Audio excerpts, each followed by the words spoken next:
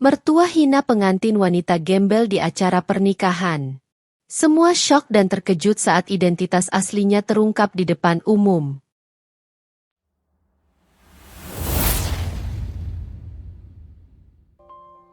Astika memejamkan mata, membiarkan angin senja membelai wajahnya.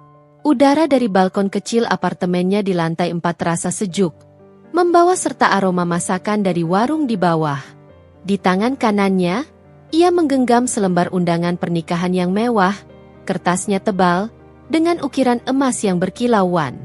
Sebuah kontras yang mencolok dengan pakaiannya sore itu, blus katun yang sudah agak usang dan rok sepan hitam yang selalu ia kenakan untuk bekerja. Undangan itu bertuliskan, Devan Hardinata dan Astika Paramita. Nama Devan adalah nama yang terbuat dari emas di kota ini. Putra tunggal dari Tuan Wirawan Hardinata, pemilik konglomerasi properti Hardinata Group. Sementara Astika Paramita, ia hanya Astika, seorang gadis yatim piatu yang dibesarkan di panti asuhan, dengan pekerjaan harian merawat lansia di panti jompo dan sesekali menjadi guru privat paruh waktu untuk membiayai kebutuhan hidupnya yang sederhana. Jarak antara mereka terbentang seperti jurang yang dalam. Ia membuka mata, menatap ke arah matahari yang mulai tenggelam, mewarnai langit dengan palet oranye dan ungu. Indah, tetapi juga menyeratkan perpisahan. Masih di sini? Suara bariton yang hangat memecah lamunannya. Devan berdiri di ambang pintu balkon. Kemeja linen putihnya yang mahal tampak kasual, tetapi memancarkan aura kemapanan yang tak bisa disembunyikan. Ia mendekat, tangannya dengan lembut meraih tangan Astika yang menggenggam undangan. "Aku takut, Devan," bisik Astika, tanpa memandang wajah tunangannya. "Undangan ini, seperti tiket masuk ke dunia yang bukan milikku. Aku merasa seperti Cinderella, tapi jam sudah menunjukkan pukul 12. Devan terkekeh pelan, membalikkan tubuh Astika agar menghadapnya. "Kalau begitu, aku akan mematahkan jam itu. Tidak ada yang akan berakhir pukul 12, sayang. Kita baru akan memulainya." Mata Devan adalah jangkar yang menenangkan di tengah badai keraguan Astika. Matanya selalu tulus, tidak pernah menilai. Devan telah jatuh cinta pada Astika sejak mereka bertemu 3 tahun lalu di panti jompo, tempat Devan sedang melakukan kegiatan sosial. Devan jatuh hati pada kesederhanaan dan ketulusan Astika yang bagai oasis di tengah gurun fatamorgana harta dan kepalsuan yang mengelilingi hidupnya. "Tapi, ibumu..." Astika menggigit bibir. "Aku tahu, Nyonya Maya membenciku. Dia tidak menganggapku ada. Dia melihatku sebagai noda di jas mahal keluarganya." Devan menarik napas panjang. Nama ibunya selalu menjadi awan kelabu di langit cerah hubungan mereka. Nyonya Maya Hardinata adalah perwujudan kesombongan yang elegan. Bagi Nyonya Maya, pernikahan adalah transaksi bisnis, sebuah aliansi antar keluarga. Astika, dengan latar belakang yang nyaris tidak ada, adalah penghinaan bagi status sosial mereka. "Aku tidak peduli apa kata ibu, Astika," ujar Devan, suaranya tegas, meyakinkan. "Kamu satu-satunya takdirku.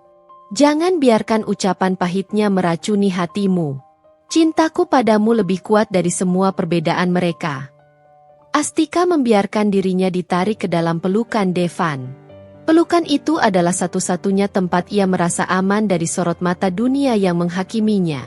Keesokan harinya, kecemasan Astika menjadi kenyataan. Mereka harus mengunjungi butik gaun pengantin termewah di kota, atas paksaan Nyonya Maya.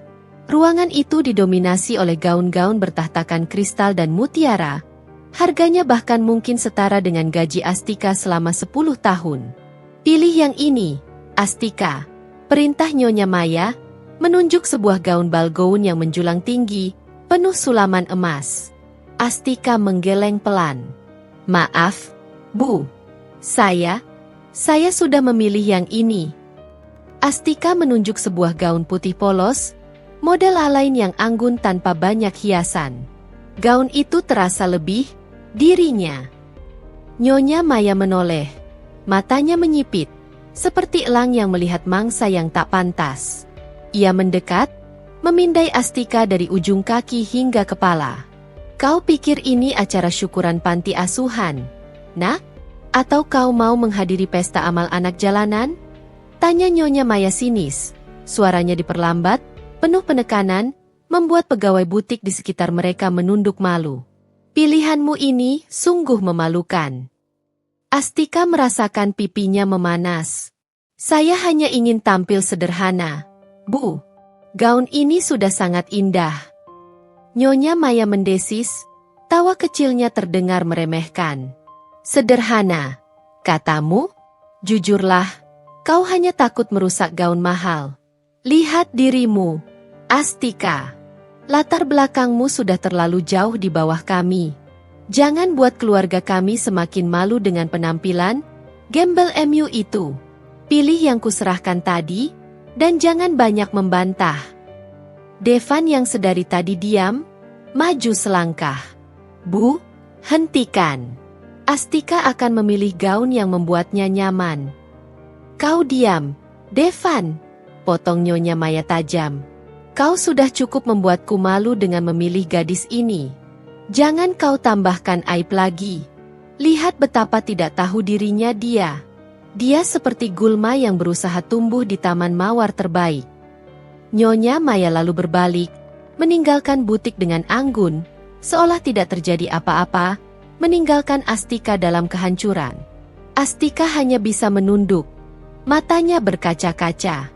Ia merasa dirinya benar-benar kecil dan tidak berarti di hadapan kekuasaan dan kekayaan yang dimiliki oleh keluarga Hardinata. Ini hanyalah babak awal, pikir Astika, dan ia sudah merasa tercekik. Maafkan ibu, bisik Devan sambil memeluk Astika erat, tepat di depan gaun yang baru saja ia pilih. Pilihanmu sempurna.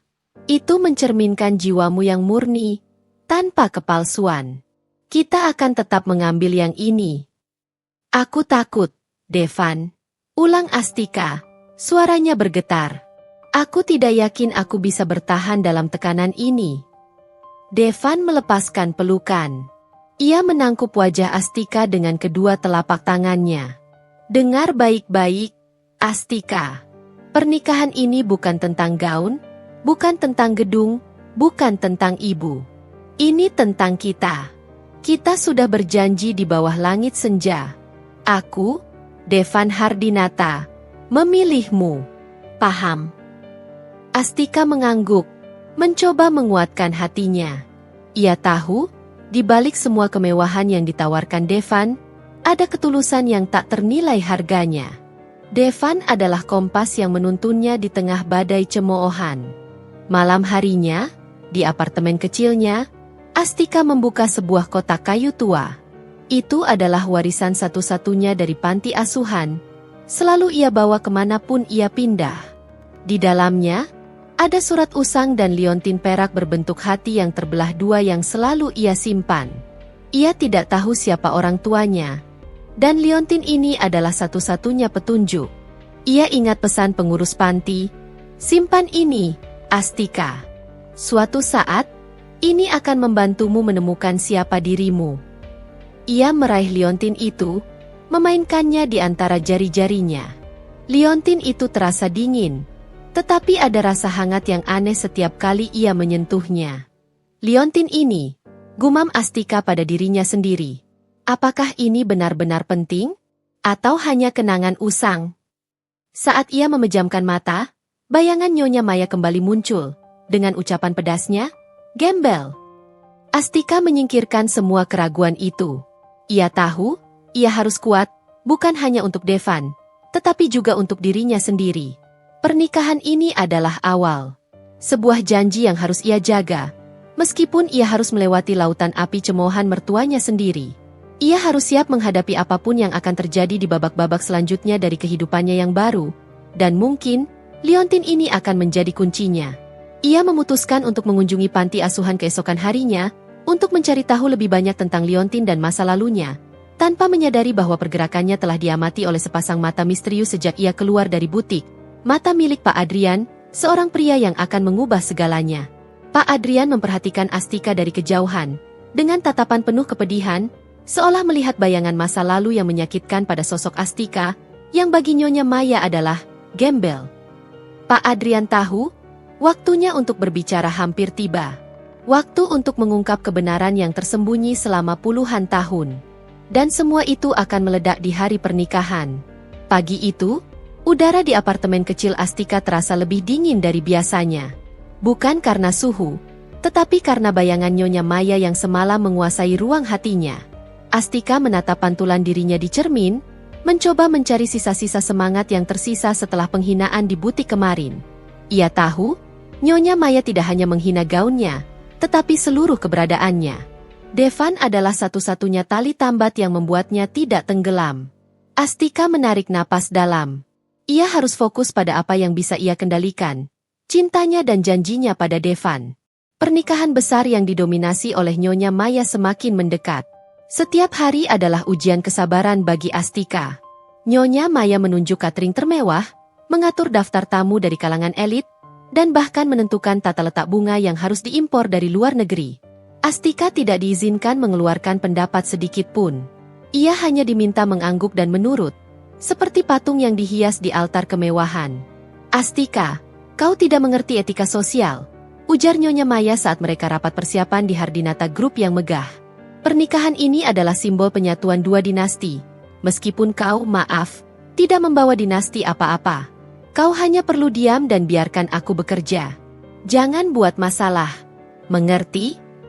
Astika mengangguk tanpa suara. Devan yang duduk di sampingnya, meraih tangan Astika di bawah meja, memberinya kekuatan tanpa kata. Aku mengerti, Bu. Saya akan berusaha sebaik mungkin, jawab Astika, suaranya pelan. Bagus. Nyonya Maya mengibaskan tangannya, seolah mengusir lalat. Aku sudah muak dengan pembicaraan tentang sederhana dan ketulusan itu. Kita bicara tentang aset, reputasi, dan masa depan Hardinata Group.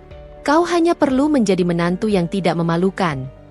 Devan menunggu ibunya meninggalkan ruang rapat, wajahnya mengeras menahan amarah.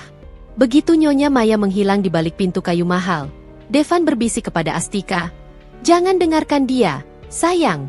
Dia hidup di dunia yang terbuat dari berlian, hatinya sudah lama membatu." "Aku tahu, Devan," balas Astika, matanya berkaca-kaca. "Tapi, hatiku sakit. Aku merasa tidak adil bagimu. Kau berhak mendapatkan yang lebih baik, yang setara denganmu, yang tidak dicemooh ibumu setiap saat." "Astika, cintaku padamu bukanlah kalkulasi aset. Jika aku mencari yang setara, aku akan menikah dengan anak pengusaha lain. Tapi aku memilihmu. Aku memilih sebuah bintang di balik awan tebal," kata Devan sambil menggenggam kedua tangan Astika, menyalurkan kehangatan. "Yang kuminta hanya satu. Jangan pernah lepaskan ketulusanmu hanya demi diterima di dunia palsu mereka." Kata-kata Devan seperti penawar yang menenangkan. Astika menyadari bahwa ia tidak boleh kehilangan dirinya sendiri. Kekuatan mereka terletak pada kejujuran dan cinta mereka yang tidak terkontaminasi materi. Malam itu, Astika menghitung ulang tabungannya. Selain biaya hidup, ia memiliki sedikit sisa. Ia membatalkan niatnya untuk membeli pakaian baru dan mengalihkan uangnya untuk sebuah misi rahasia. Ia ingin memberikan sesuatu yang benar-benar berasal dari hatinya, sebagai janji murni yang hanya diketahui mereka berdua. Keesokan harinya, Astika mengunjungi toko perhiasan kecil di sudut pasar, jauh dari butik mewah yang dikunjungi Nyonya Maya. Setelah berputar-putar, matanya tertuju pada sebuah cincin perak tipis. Ukirannya sederhana, namun tampak kokoh. Cincin itu memancarkan aura kejujuran yang menenangkan, jauh dari gemerlap berlian yang memusingkan. "Saya ambil yang ini, Pak," kata Astika pada pemilik toko. "Anda yakin, Nona? Anda terlihat seperti calon pengantin dari keluarga terpandang. Mengapa memilih cincin sederhana ini?" tanya pemilik toko, sedikit heran. Astika tersenyum tulus. "Karena ini akan menjadi cincin pernikahan yang paling berharga di mata calon suami saya. Ini adalah janji yang tulus." Setelah cincin itu selesai diukir inisial AED di dalamnya, Astika segera membawanya ke tempat kerjanya, Panti Jompo Kasih Bunda, untuk ditunjukkan kepada Ibu Siska, rekan kerjanya dan orang kepercayaan yang sudah seperti ibunya sendiri sejak ia keluar dari panti asuhan. "Lihat, Bu Siska," Astika berbisik riang, mengeluarkan kotak beludru kecil. "Ini untuk Devan. Cincin pernikahan rahasia kami." Ibu Siska, seorang wanita parubaya dengan senyum yang selalu meneduhkan, memegang cincin itu dan tersenyum haru. "Indah, Nak. Sangat sederhana, tapi penuh makna. Devan pasti sangat menyukainya." "Devan tidak butuh kemewahan, Bu. Dia hanya butuh ketulusan," kata Astika. "Cincin ini adalah janji bahwa kami akan selalu ingat dari mana kami berasal, dan bahwa cinta sejati tidak bisa dibeli." Namun, rahasia kecil Astika tidak bertahan lama. 2 hari sebelum pernikahan, saat Astika lupa menyimpan kotak cincin itu di tasnya dan meninggalkannya di atas meja kerja Devan, Nyonya Maya datang tanpa pemberitahuan. Ia ingin menginspeksi barang-barang Astika, takut menantunya itu membawa barang-barang tidak berkelas ke rumah mereka. Matanya yang tajam menemukan kotak beludru itu. Ia membukanya, melihat cincin perak tipis yang berkilauan samar. "Apa-apaan ini?" Nyonya Maya mengambil cincin itu dengan ujung jarinya, seolah itu adalah benda kotor. Devan yang baru kembali dari kamar mandi, terkejut melihat ibunya memegang cincin itu. "Bu, itu bukan apa-apa." "Bukan apa-apa, katamu?" Nyonya Maya tertawa terbahak-bahak. Tawanya keras dan memekakan telinga, seperti dentuman genderang penghinaan. "Ini cincin murahan yang akan kau tukar di hari pernikahan kita? Astika membeli ini, kan? Astika si gembel itu." Astika, yang baru kembali dari dapur, mematung di ambang pintu. "Beraninya kau, Astika. Kau mau membuat lelucon di hari pernikahan anakku? Cincin murahan ini? Ini bahkan tidak seharga jam tangan Devan. Kau mau merusak martabat Hardinata Group." Nyonya Maya melemparkan cincin itu ke lantai marmer yang mengilap. "Simpan saja untuk souvenir. Jangan berani-berani kau pakai di hari H. Aku sudah bilang, jangan buat kami malu." Cincin itu berguling di lantai. Cahayanya meredup seolah ikut merasakan kepedihan Astika. Devan mendekati ibunya. Suaranya rendah dan mengancam. "Ibu, Astika tidak bermaksud begitu. Itu adalah simbol pribadi kami. Itu jauh lebih berharga daripada berlian yang ibu beli 1000 kali pun." "Omong kosong. Kau sudah tercuci otak oleh gadis miskin ini, Devan. Aku tidak akan membiarkan lelucon ini terjadi." Nyonya Maya meninggalkan ruangan dengan langkah kaki yang memantul di lantai, meninggalkan luka yang menganga di hati Astika. Astika menangis. Ia berlutut dan memungut cincin itu. Air matanya menetes membasahi perak yang dingin. "Aku minta maaf, Devan. Aku hanya ingin memberikan sesuatu yang tulus." Isak Astika. Devan berlutut di sebelahnya, memeluknya dan mengambil cincin itu. "Jangan minta maaf, sayang. Kamu tidak salah. Yang salah adalah cara pandang ibu yang hanya bisa melihat harga, bukan nilai." Devan membersihkan cincin itu dengan hati-hati dan dengan lembut. Ia memasangkannya di jari manis Astika.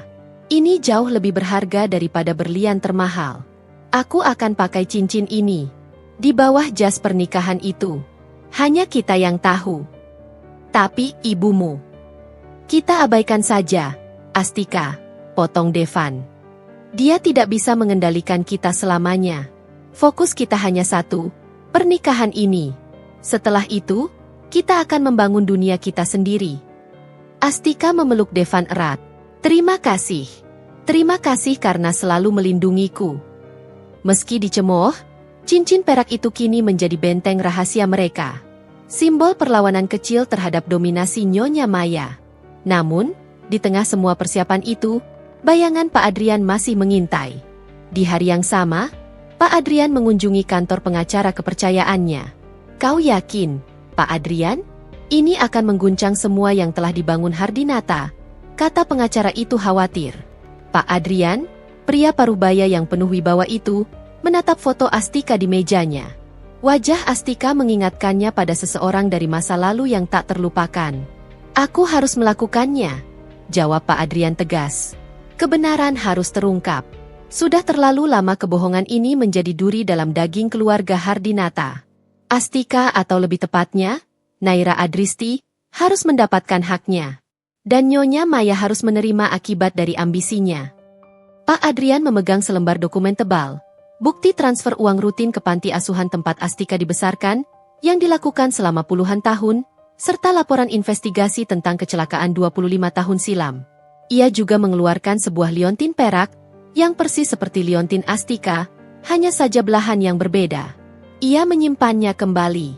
Semuanya akan meledak di hari pernikahan itu. Gumam Pak Adrian, tatapannya kini berubah menjadi tekad yang dingin. Ia tahu, intervensinya di hari H adalah satu-satunya cara untuk menghentikan cemoohan dan mengembalikan keadilan. Astika, si gembel yang dicemooh, akan segera menjadi pemicu badai yang tak terduga. Astika tidak tahu, saat ini ia sedang mempersiapkan pernikahannya.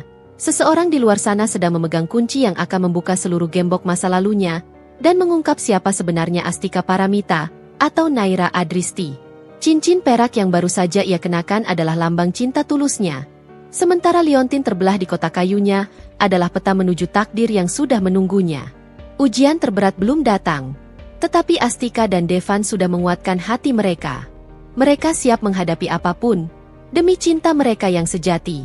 Setelah insiden pelemparan cincin perak oleh Nyonya Maya, udara di antara Astika dan Devan terasa seperti gelas yang retak, rapuh, meskipun sudah disatukan kembali oleh janji mereka. Cincin sederhana itu kini melingkar di jari Astika, menjadi medali kehormatan dari pertempuran kecil yang ia menangkan. Astika menyimpannya di bawah sarung tangan, jauh dari pandangan mertuanya yang sinis, tetapi dekat di hatinya.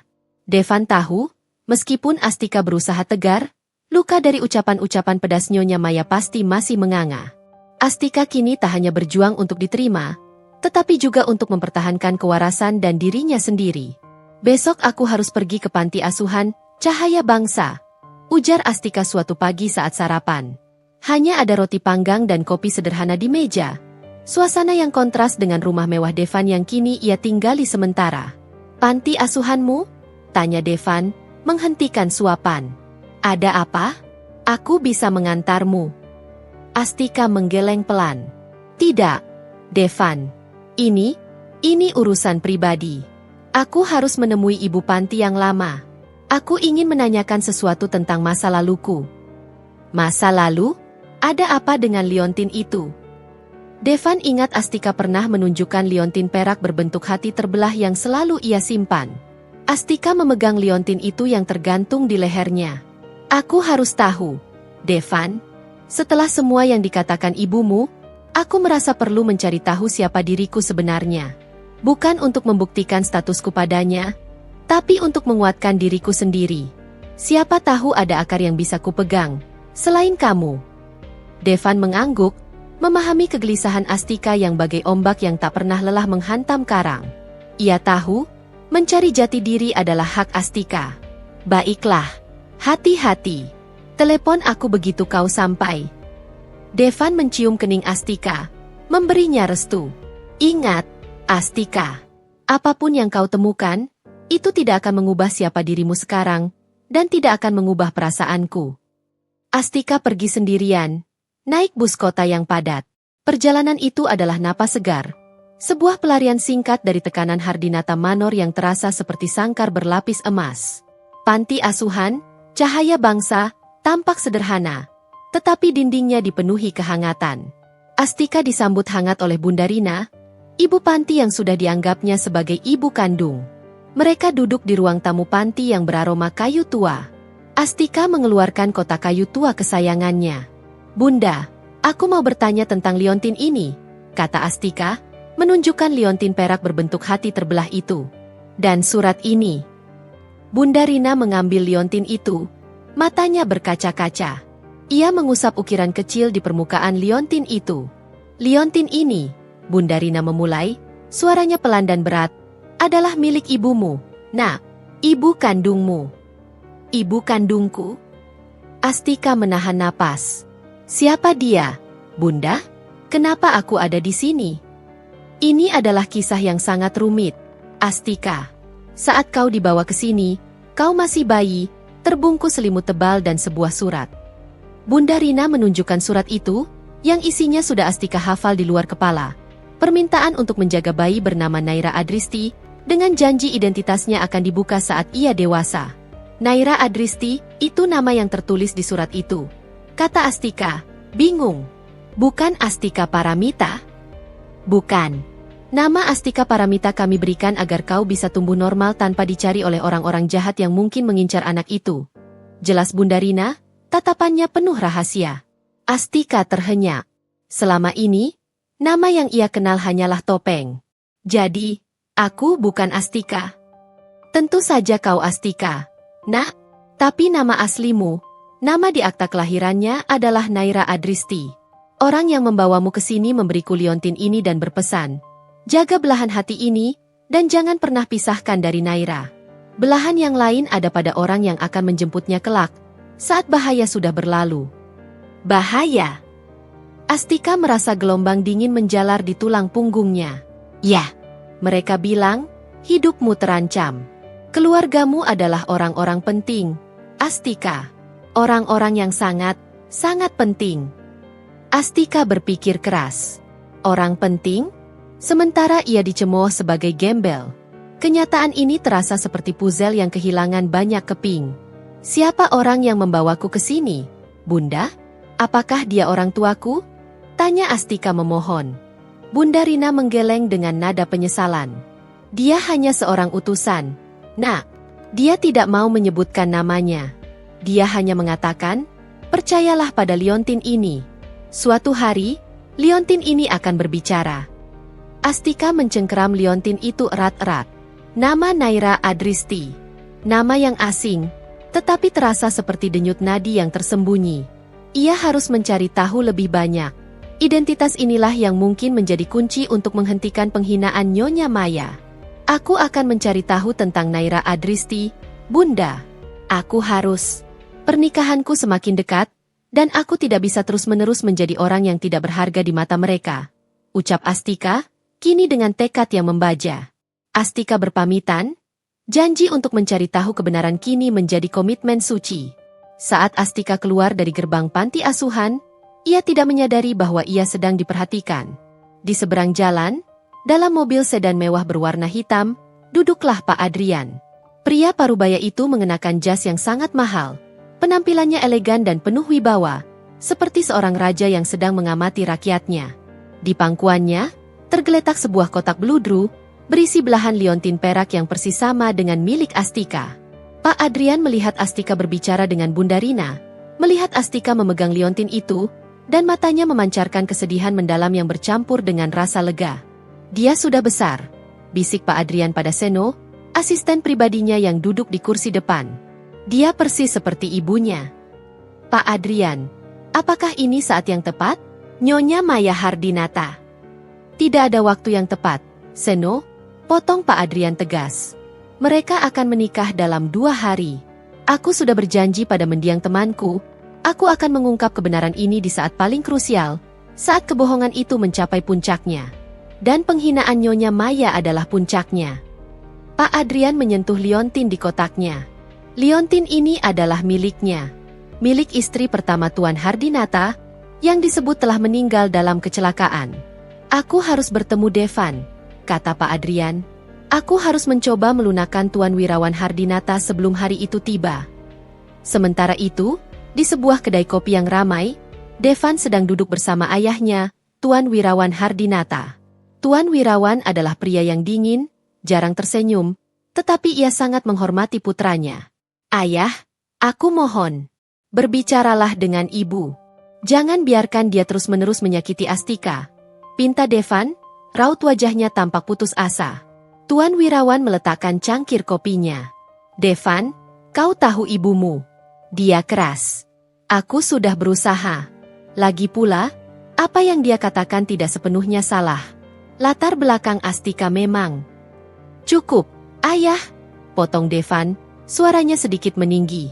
Ayah juga menghakiminya hanya karena ia dibesarkan di panti asuhan? Aku tidak percaya. Ayah, Astika adalah gadis yang tulus. Dia adalah embun pagi di tengah terik matahari yang ayah dan ibu ciptakan. Tuan Wirawan menghela napas panjang, tatapannya berubah menjadi kosong, seolah ada bayangan masa lalu yang datang menghantuinya. Ayah tidak bermaksud begitu. Nak, Hanya saja, ada hal-hal yang tidak kau ketahui. Hal apa, ayah? Katakan padaku. Aku lelah hidup dalam misteri dan penghinaan ibu. Tuan Wirawan menatap putranya lama, tatapannya menyiratkan kesedihan dan penyesalan yang mendalam, seperti samudra yang menyimpan rahasia kelam. Ia hendak berbicara, namun urung. Tidak ada apa-apa, Devan, katanya dingin. Hanya, fokus pada pernikahanmu. Setelah kalian menikah, kalian bisa pindah dari rumah ini. Itu satu-satunya jalan keluar. Devan kecewa. Ia tahu ayahnya menyembunyikan sesuatu, tetapi ia tidak bisa memaksanya. Di sisi lain kota, Astika kembali ke apartemennya. Hatinya dipenuhi campuran harapan dan ketakutan. Naira Adristi. Siapa dia? Mungkinkah nama itu akan membantunya? Ia segera menghubungi Devan. Aku sudah kembali. Sayang, ada hal yang harus kubicarakan denganmu. Devan tiba segera. Astika menceritakan semua yang ia dengar dari Bunda Rina, tentang nama Naira Adristi dan liontin terbelah itu, tentang bahaya yang mengintai di masa lalunya. Devan memeluknya.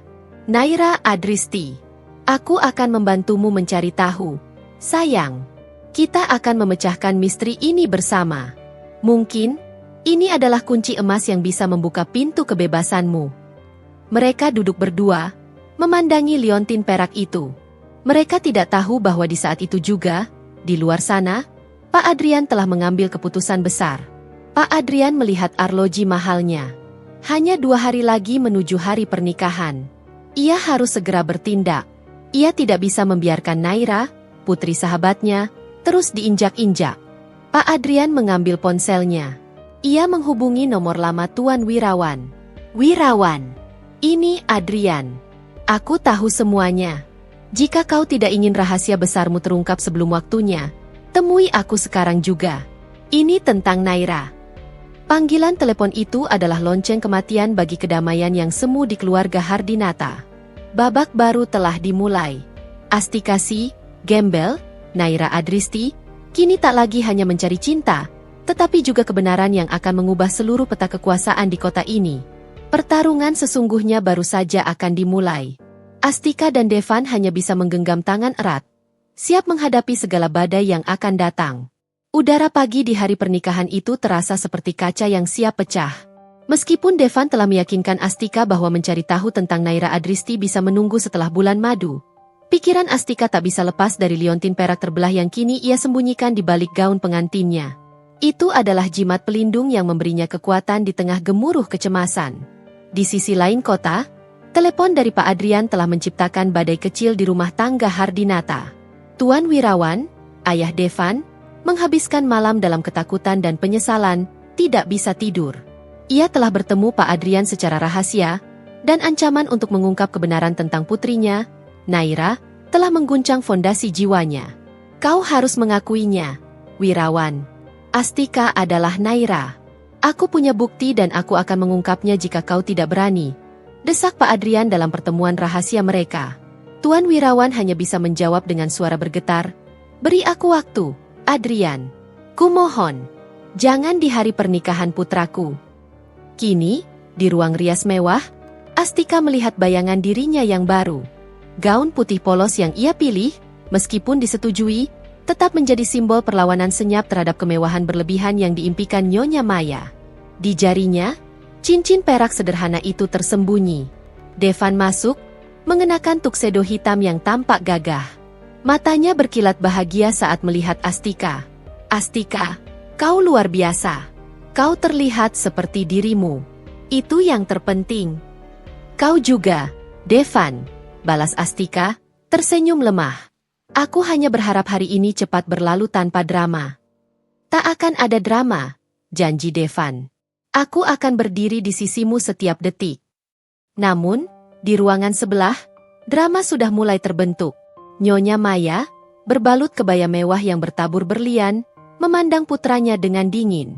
Aku sudah memeringatkanmu, Devan, katanya tajam. Jika gadis itu membuat kekacauan, atau membawa aib, jangan salahkan aku jika aku bertindak. Kau tahu, ada ribuan kamera media di luar sana. Reputasi kita lebih rapuh dari sayap kupu-kupu. Astika tidak akan membuat kekacauan, Bu. Yang paling mungkin membuat kekacauan hanyalah sikap ibu sendiri, balas Devan, suaranya mengandung kekecewaan yang dalam. Nyonya Maya hanya mendengus, lalu melangkah keluar, wajahnya dihiasi topeng keramahan palsu untuk menyambut para tamu elit. Aula resepsi Hardinata Group adalah lautan kemewahan. Bunga-bunga impor menjulang tinggi, kristal memantulkan cahaya gemerlap, dan para tamu, yang merupakan wajah-wajah terpenting di bisnis dan pemerintahan, memenuhi ruangan.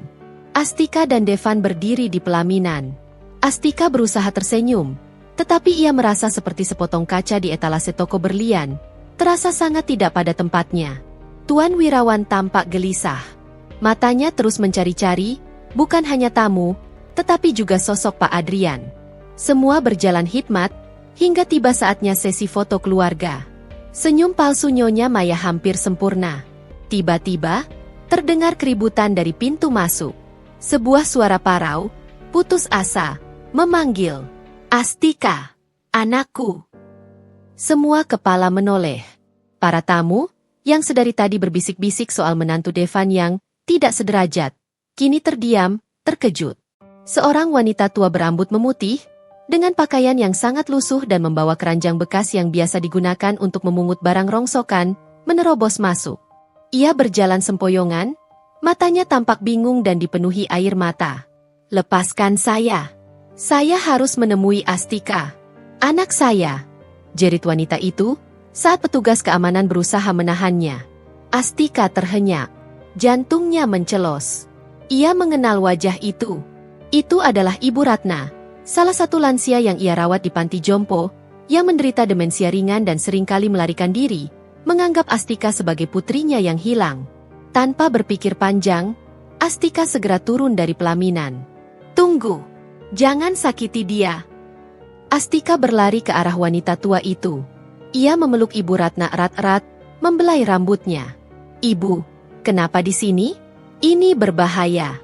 Ibu pasti kedinginan." Ibu Ratna memeluk Astika balik. "Nak, jangan tinggalkan ibu. Mereka mau usir ibu. Mereka jahat." Pemandangan ini adalah tamparan keras bagi kemewahan di ruangan itu. Seorang calon menantu konglomerat memeluk erat seorang pemulung di tengah acara pernikahan paling akbar. Nyonya Maya tidak sanggup lagi menahan rasa malunya. Wajahnya merah padam, nafasnya memburu. Ia mengambil mikrofon, suaranya menusuk gendang telinga. "Apa-apaan ini?" Suara Nyonya Maya menggelegar, memotong bisik-bisik para tamu. "Siapa yang membiarkan pengemis ini masuk?" "Petugas. Singkirkan wanita gila itu sekarang juga." Ibu Ratna ketakutan, ia bersembunyi di balik Astika. Nyonya Maya mengarahkan mikrofonnya tepat ke arah Astika. Matanya menyala penuh kebencian. "Dan kau, Astika, kau mau membuat lelucon apa lagi? Aku sudah bilang, jangan membuatku malu. Gembel dan pengemis memang cocoknya bersama. Keluar dari sini, kalian berdua. Aku tidak akan pernah mengakui pernikahan ini." Tuan Wirawan menutup matanya, menahan sakit yang luar biasa. Devan, berdiri di atas pelaminan, merasa darahnya mendidih. Air mukanya menunjukkan kemarahan yang meluap-luap. "Cukup, Bu!" teriak Devan, suaranya hampir menyerupai raungan. Ia berlari menuruni tangga pelaminan. "Ini puncaknya, Bu. Ini pernikahan kami. Bukan panggung untuk ibu menghina calon istriku. Jika ibu tidak bisa menghargai ketulusan Astika, ibu bisa tinggalkan acara ini sekarang juga." Devan berdiri di depan Astika, melindunginya dari tatapan menghakimi ibunya. Astika, meskipun dilindungi, sudah merasa hancur. Air matanya tak terbendung, mengalir deras membasahi pipinya. Semua cemoohan, dari gaun sederhana, cincin perak, hingga kini, disebut gembel di hadapan ratusan orang. Itu adalah luka yang tak terperi. Kau membela dia, Devan? Kau membela sampah ini di hadapan ibumu? Nyonya Maya berteriak histeris. Wajahnya hampir tidak bisa dikenali karena amarah. "Aku membela kebenaran dan hatiku, Bu. Astika bukanlah sampah. Dia adalah permata yang ibu buta untuk melihatnya," balas Devan. Di tengah kekacauan yang tak terhindarkan ini, tepat ketika Nyonya Maya hendak melontarkan kalimat penghinaan terakhirnya, pintu aula terbuka lebar. Semua mata tertuju ke sana. Masuklah Pak Adrian, ditemani oleh dua pria berjas dan Ibu Siska dari panti jompo. Pak Adrian, dengan langkah tenang dan wibawa yang tak tertandingi, berjalan lurus ke tengah aula, matanya hanya terpaku pada Astika dan wanita tua yang memegang keranjang itu. Ia mengabaikan Nyonya Maya yang mematung. Pak Adrian mengambil mikrofon dari tangan Nyonya Maya dengan gerakan halus tapi tegas. "Maafkan saya mengganggu. Saya rasa ada kesalahpahaman besar di sini," ucap Pak Adrian, suaranya tenang, memotong histeria Nyonya Maya. Nyonya Maya, yang mengenal Pak Adrian sebagai tokoh berpengaruh di dunia bisnis dan sosial, berusaha mendapatkan kembali kendali. "Adrian, kau mau ikut campur dalam masalah keluarga kami? Ini hanya ulah menantu tidak tahu diri. Cepat pergi." Pak Adrian tidak sedikit pun gentar. Ia tersenyum tipis, tapi tatapan matanya menusuk, seolah mampu melihat ke dasar jiwa. "Saya tidak sedang ikut campur, Maya," jawab Pak Adrian. Suaranya kini menguat, bergema di seluruh ruangan yang hening. "Saya datang untuk mengambil kembali apa yang sudah lama hilang dari keluarga Hardinata." Ia menatap Astika, lalu ke Nyonya Maya, dan akhirnya ke Tuan Wirawan yang kini hanya bisa menunduk pasrah. "Saya datang," lanjut Pak Adrian, "untuk membawa Astika atau lebih tepatnya, Naira Adristi, pulang." Astika, yang masih memeluk Ibu Ratna, membeku di tempatnya. Nama itu, Naira Adristi. Nama yang ia temukan di surat usang di kotak kayunya. Nama yang diucapkan oleh Pak Adrian di tengah altar pernikahannya. Semua orang syok. Devan memandang Astika, matanya penuh pertanyaan. Nyonya Maya terdiam, pucatnya wajahnya kini menyerupai kertas yang tak berdarah. Ia tahu, Pak Adrian tidak sedang bermain-main. Bencana telah tiba. Astika, si gembel, ternyata adalah kunci pembuka kotak Pandora yang selama ini ia tutup rapat. Semua mata di aula mewah itu kini tertuju pada Pak Adrian. Suasana yang sebelumnya diliputi histeria Nyonya Maya dan isak tangis Astika, kini berubah menjadi keheningan mencekam, seolah waktu telah membeku. Ucapan Pak Adrian, yang menyebut nama asing Naira Adristi, adalah gempa bumi yang mengguncang fondasi keluarga Hardinata. Astika masih berdiri di tengah aula, memeluk Ibu Ratna yang ketakutan. Ia menatap Pak Adrian, bingung dan berharap. Nama itu, Naira Adristi, adalah nama yang ia temukan di surat tua di kotak rahasianya. "Apa maksudmu, Adrian?" Nyonya Maya berhasil menemukan suaranya, meskipun nadanya kini terdengar seperti pecahan kaca yang rapuh. Topeng elegan yang ia kenakan selama ini runtuh total, memperlihatkan kepanikan yang luar biasa. "Aku tidak tahu siapa, Naira, yang kau maksud. Dan kau datang ke acara penting ini hanya untuk mengarang cerita gila? Kau sudah gila." Nyonya Maya berusaha menarik mikrofon itu kembali, tetapi Pak Adrian memegang teguh. Kekuatannya tidak hanya fisik tetapi juga otoritas. "Kau tahu, Maya. Kau sangat tahu," balas Pak Adrian tenang, namun setiap katanya adalah anak panah beracun yang tepat mengenai sasaran. "Kau hanya berharap nama itu terkubur bersama kebohonganmu." Devan melangkah mendekati Astika dan Ibu Ratna. Ia harus mengalihkan perhatian dari Astika. Ia menatap Pak Adrian. "Maaf, Pak. Saya menghargai kehadiran Anda. Tapi, hari ini adalah pernikahan kami. Saya mohon, jangan buat keributan. Kalau Anda punya masalah dengan keluarga saya, bicarakan setelah acara ini selesai." Devan berusaha menjadi perisai pelindung bagi Astika, namun Pak Adrian menggeleng. "Aku tidak bisa menunggu, Devan, karena masalah ini adalah puncaknya, dan ini menyangkut Astika," jawab Pak Adrian, suaranya terdengar meyakinkan di tengah keheningan. "Astika, yang ibumu sebut gembel, Astika yang dihinanya di depan semua orang." Wajah Nyonya Maya semakin memucat. Ia melihat tatapan bingung suaminya, Tuan Wirawan, yang kini berdiri di pelaminan, tampak seperti patung garam yang siap larut. Nyonya Maya menyadari bahwa Pak Adrian telah mengambil kendali narasi.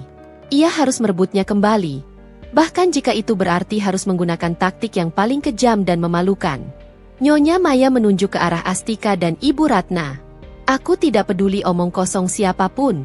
Astika itu gembel. Lihat dia. Dia membawa wanita gila, pemulung, ke acara pernikahan terhormat ini. Ini adalah bukti nyatanya." Kau lihat, Adrian. Kau lihat, Devan. Kelas tidak bisa dibohongi. Dia pantas disebut gelandangan karena dia berhubungan dengan gelandangan. Nyonya Maya berjalan menghampiri Ibu Ratna, yang masih memeluk Astika, dan menatap wanita tua itu dengan jijik. Kau pikir ini apa? Pesta amal? Bau busukmu mencemari udara di sini. Kau pasti dibayar olehnya untuk mempermalukan kami. Ibu Ratna terkejut mendengar teriakan itu. Ia menangis semakin keras. Jangan usir anak saya. Jangan sentuh anak saya. Astika menarik Ibu Ratna ke belakangnya. Hatinya benar-benar hancur. Bukan karena dirinya dihina, tetapi karena Ibu Ratna, yang tidak bersalah dan sakit, juga menjadi korban kebiadaban Nyonya Maya. Cukup, Bu. Devan meledak. Suara raungannya memantul di dinding aula. Kemarahan yang ia tahan sejak insiden cincin perak kini tumpah ruah. Ia berlari ke depan, berdiri tepat di hadapan ibunya. Jarak mereka hanya sejengkal. Aku sudah meminta ibu untuk berhenti. Aku sudah memohon, Bu. Tapi ibu memilih untuk terus menjadi monster yang merusak kebahagiaanku. Ibu pikir uang bisa membeli segalanya? Bisa membeli martabat? Martabat ibu sudah hancur sejak ibu membuka mulut penuh kebencian itu. Nyonya Maya syok. Ini adalah pertama kalinya Devan, putranya yang selalu menurut, berdiri tegak melawannya dengan api amarah sebesar ini. Wajahnya yang arogan kini tampak terluka. Kau membela dia. Kau membela sampah jalanan ini di hadapan ibumu sendiri. Nyonya Maya mencoba meraih wajah Devan, tetapi Devan menghindar. Aku membela wanita yang kucintai, Bu. Wanita yang ibu sebut gembel, tapi yang hatinya 1000 kali lebih kaya daripada seluruh kekayaan Hardinata. Ibu mengajarkan apa pada Astika? Tentang etika? Tentang kelas? Aku tidak melihat apa-apa selain keangkuhan yang menjijikkan. Devan menunjuk Nyonya Maya dengan jari gemetar. Aku mencintai Astika apa adanya. Aku mencintai Astika si panti asuhan yang selalu merawat orang lain dengan tulus. Aku akan menikahinya, Bu. Sekarang, di sini. Dan jika ibu tidak bisa menerimanya, maka ibu yang keluar dari hidupku dan pernikahan ini. Pernyataan Devan adalah deklarasi perang total. Para tamu berbisik-bisik. Mereka terkejut. Bukan hanya karena drama antara mertua dan menantu, tetapi karena keberanian Devan yang memilih cinta di atas segalanya. Beberapa wanita paruh baya, yang sedari tadi mencibir Astika, kini tampak terharu dengan pembelaan Devan. Mereka mulai larut dalam drama yang menyentuh hati itu. Apa yang kau katakan? Nyonya Maya menjerit, air mata palsu mulai mengalir di wajahnya. Aku ini ibumu. Aku yang membesarkanmu. Dan kau memilih wanita asing yang tidak tahu diri ini. Dasar anak durhaka. Aku tahu, Bu. Dan aku akan selalu menghormati ibu sebagai ibuku. Tetapi aku tidak akan membiarkan ibu menyakiti Astika lagi. Entah ibu mengakui Astika atau tidak, pernikahan ini akan tetap berjalan. Pilih, Bu. Hormati Astika atau hilangkan aku dari hidup ibu. Tantang Devan, suaranya pecah, syarat emosi. Astika, yang menyaksikan semua ini, menangis tanpa suara. Ia berjalan perlahan ke arah Devan. Ia menyentuh lengan tunangannya. Devan, sudah. Jangan begini. Jangan membuatmu bermusuhan dengan ibumu karena aku. Bisik Astika, air matanya membasahi gaun. Devan menoleh. Tatapannya lembut saat menatap Astika, kontras dengan api yang ditujukan kepada ibunya. Aku tidak bermusuhan. Sayang. Aku hanya menegakkan keadilan untukmu. Tidak ada lagi yang boleh menyakitimu. Nyonya Maya, melihat pemandangan itu, putranya yang berharga, sang penerus Hardinata, berlutut secara emosional di hadapan Astika, wanita yang ia sebut gembel, untuk melindunginya, merasa dikalahkan. Ia merasa martabatnya sudah diinjak-injak oleh putranya sendiri. Ia mengambil langkah mundur, tangannya gemetar. Aku tidak percaya. Anakku sendiri membuang ibunya demi pengemis ini. Tiba-tiba, di tengah amukan Nyonya Maya yang histeris, Tuan Wirawan angkat bicara. Suaranya terdengar sangat parau, seperti orang yang baru bangun dari tidur panjang. Maya, cukup. Hentikan omong kosong ini. Tuan Wirawan, yang dikenal sebagai pria kalem dan penurut, kini menyuarakan perintah. Nyonya Maya terkejut. Suaminya juga ikut melawannya. Saat itulah, Pak Adrian kembali maju, melihat celah sempurna setelah drama keluarga mencapai puncaknya. Ia menoleh ke arah Astika, lalu ke Tuan Wirawan. Terima kasih, Devan, atas keberanianmu. Tapi, masalah ini tidak akan selesai hanya dengan perpisahan. Karena akar masalahnya jauh lebih dalam, kata Pak Adrian. Ia kemudian mengeluarkan sebuah amplop tua dari saku jasnya. Astika, kau bertanya siapa dirimu? Naira Adristi, nama yang dihindari oleh Tuan Wirawan Hardinata selama 25 tahun, kata Pak Adrian. Kau, yang dihina sebagai gembel, adalah putri kandung dari Tuan Wirawan Hardinata dan pewarisah pertama dari kekayaan ini. Kata-kata Pak Adrian bagai ledakan sonik. Semua orang di ruangan itu, dari tamu, pelayan, hingga Devan dan Tuan Wirawan, terperangah. Astika terdiam, matanya melebar tak percaya. Astika putri kandung Wirawan? Bisik seorang tamu. Nyonya Maya ambruk. Lututnya tidak mampu menopang lagi. Ia tahu, kematian sosialnya baru saja diumumkan di hadapan seluruh halayak.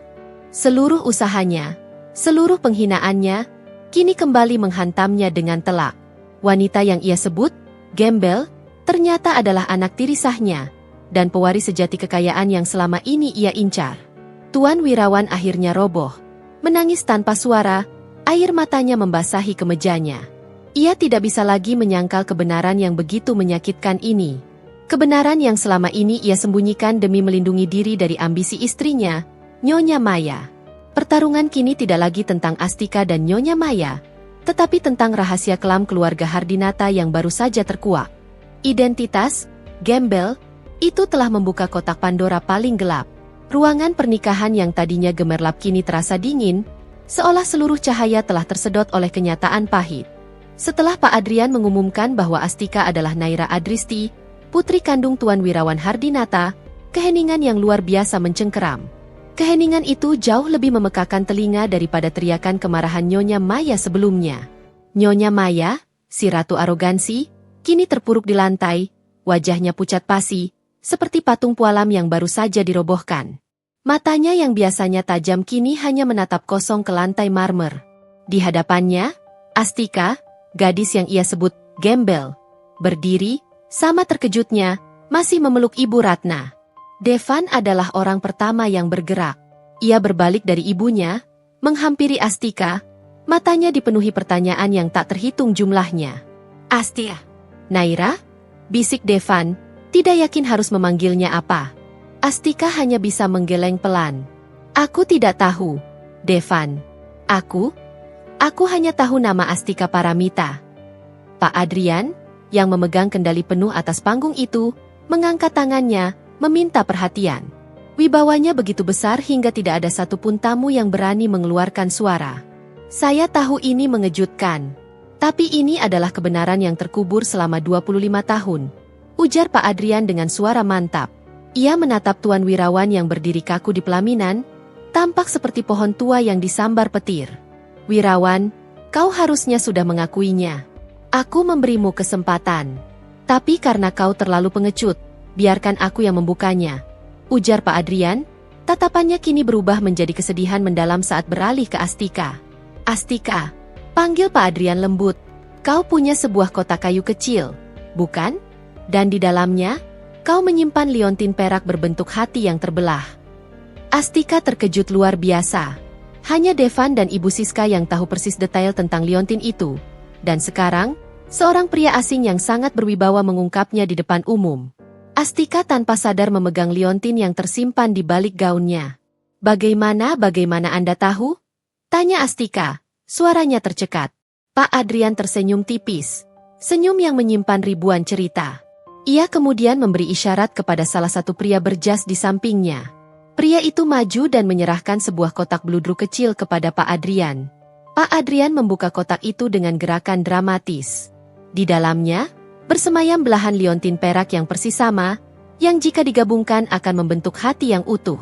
Ini, kata Pak Adrian, mengangkat liontin itu tinggi-tinggi, membuat cahayanya memantul di mata para tamu. Ini adalah belahan liontin yang dijanjikan. Liontin milik ibumu, mendiang Nyonya Arini Adristi. Ia menoleh ke arah Nyonya Maya yang kini mulai merangkak, ingin menghentikannya. Kau kenal liontin ini, Maya? Ini adalah liontin yang kau kira sudah kau hancurkan, bukan? Nyonya Maya kini dikuasai ketakutan, berteriak lemah. Bohong! Aku tidak tahu apa-apa. Ini semua rekayasa. Pak Adrian mengabaikannya. Ia berjalan perlahan menuju Astika, melewati Nyonya Maya yang berusaha meraih kakinya. Astika, keluarkan liontinmu. Satukan dengan liontin ini. Liontin ini adalah kunci yang akan menjawab semua keraguan di hatimu, pinta Pak Adrian. Astika, dengan tangan gemetar, membuka gaunnya sedikit, mengambil liontinnya, dan menyerahkannya kepada Pak Adrian.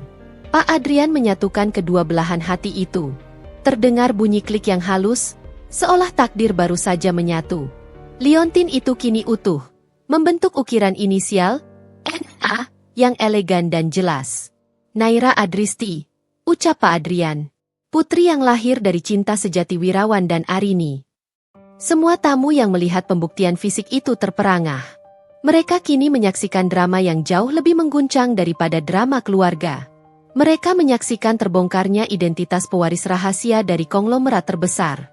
Tuan Wirawan akhirnya berjalan turun dari pelaminan. Langkahnya berat, seperti memanggul beban bertonton.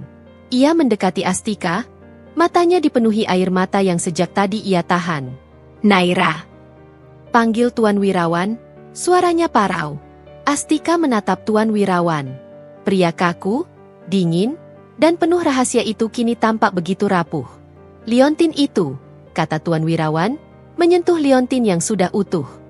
Itu liontin yang kuberikan pada Arini di hari pernikahan kami. Bagaimana? Bagaimana kau bisa memilikinya? Adrian? Pak Adrian memberikan isyarat kepada Ibu Siska dan pria berjas lainnya.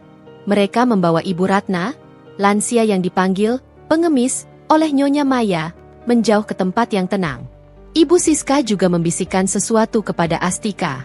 Astika, bisik Ibu Siska, matanya penuh haru. Pak Adrian adalah orang yang membawamu ke panti. Dia adalah pelindungmu. Dia berjanji akan menjagamu sampai saatnya tiba. Astika kini mengerti. Pria yang ia kira datang untuk memperkeruh suasana, ternyata adalah malaikat pelindungnya selama ini. Pak Adrian kemudian mengeluarkan selembar surat tua, yang tampak persis sama dengan surat di kotak Astika. Surat ini, kata Pak Adrian, mengarahkan perhatian semua orang. Adalah surat wasiat dan permintaan perlindungan dari Arini, yang ia tulis saat ia tahu hidupnya terancam. Ia menitipkan Naira, Astika, kepadaku. Bukan karena ia mati, tapi karena ia terpaksa menghilang. Dan ia menunjukku sebagai wali rahasia Naira, sampai tiba saatnya Naira aman dan bisa mengambil kembali haknya. Devan mendengarkan setiap kata, seolah setiap kata adalah dentuman palu kebenaran yang menghancurkan semua yang ia tahu. Ia menatap ayahnya, yang kini berlutut di hadapan Astika. Ayah, kenapa ayah diam saja selama ini? Kenapa ayah biarkan ibu terus-menerus menghina dan menyakiti putri kandung ayah sendiri? Raung Devan, suara amarahnya bergetar karena rasa kecewa yang luar biasa. Ayah tahu dia di panti asuhan, ayah tahu dia bekerja serabutan, dan ayah tidak berbuat apa-apa. Tuan Wirawan tidak bisa menjawab, hanya menangis terseduh-seduh. Maafkan ayah, nak. Maafkan ayah, Naira. Kenapa? Ayah? Jawab aku, desak Devan. Tuan Wirawan mengangkat wajahnya, menatap putranya dan Astika. Karena aku takut, Devan. Aku takut pada ibumu, Nyonya Maya. Aku terlalu takut pada ambisinya. Dia mengancam akan menghancurkan seluruh perusahaan jika aku mengungkap bahwa Arini masih hidup. Dia mengancam akan menyingkirkan Naira jika aku mencarinya. Pengakuan Tuan Wirawan adalah plot twist kecil kedua. Tuan Wirawan adalah korban, sandera ketakutan yang dipenjara oleh ambisi Nyonya Maya. Nyonya Maya, yang mendengar pengakuan suaminya, tiba-tiba berdiri. Senyum dingin, penuh dendam, muncul di wajahnya. Ia tidak lagi menyembunyikan amarahnya yang memuncak. Ya, aku melakukannya. Aku ingin semua kekayaan ini. Dan gadis ini. Gadis gembel ini, Naira. Dia adalah penghalang. Aku akan menghancurkanmu, Wirawan. Dan kau, Adrian, kalian pikir aku akan menyerah begitu saja? Nyonya Maya berteriak histeris. Kini benar-benar menunjukkan diri sebagai ratu kegelapan yang selama ini ia sembunyikan. Semua usahamu sia-sia, Maya, kata Pak Adrian dengan nada yang tidak terbantahkan. Karena aku tidak hanya datang dengan liontin. Aku datang dengan bukti otentik dari pengadilan dan dokumen yang membuktikan Naira Adristi adalah ahli waris pertama. Pak Adrian menoleh ke Astika, mengambil tangannya yang masih memegang liontin. Astika, kau tidak lagi hanya seorang calon istri. Kau adalah Naira Adristi Hardinata, putri kandung Tuan Wirawan, dan pewaris sah pertama dari Hardinata Group. Dan kau, yang mereka sebut gembel, kini berdiri sebagai pemilik sejati tahta ini. Astika menatap Devan, air mata bahagia bercampur dengan kesedihan dan kebingungan. Devan membalas tatapannya dengan senyum tulus, penuh cinta. Ia tidak peduli Astika siapa. Ia hanya peduli ia mencintai Astika. Momen itu adalah titik balik takdir. Kebenaran telah terkuak, dan kini, Astika, si gadis sederhana, harus menghadapi peran barunya sebagai pewaris yang dicari-cari. Pertarungan kini berpindah dari pertarungan emosi, menjadi pertarungan kekuasaan dan hukum. Dan Nyonya Maya, si antagonis utama, kini harus berhadapan dengan konsekuensi dari ambisinya yang telah lama ia kubur. Babak selanjutnya akan menjadi pertarungan besar yang menentukan nasib Hardinata Group dan kebahagiaan Astika. Teriakan histeris Nyonya Maya yang mengumumkan kegagalannya di depan umum memudar, berganti isak tangis yang tertahan. Kebenarannya, yang diibaratkan petir di siang bolong, telah menyambar semua orang.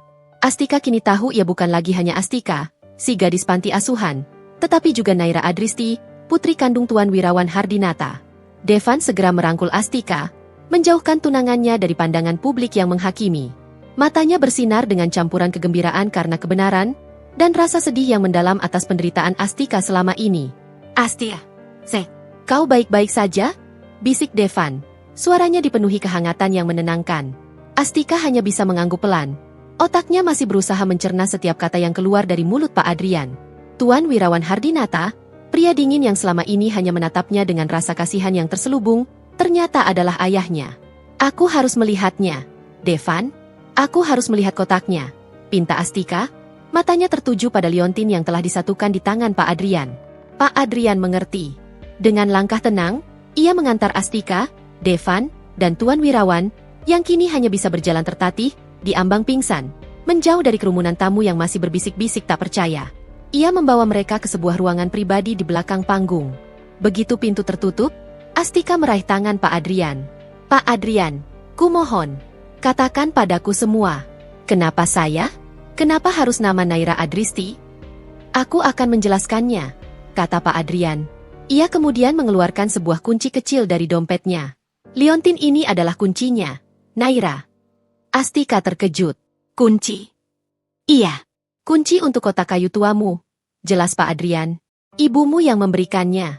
Liontin ini bukan sekadar perhiasan, tapi penanda bahwa rahasiamu sudah aman untuk dibuka. Devan segera teringat akan kotak yang selalu Astika simpan.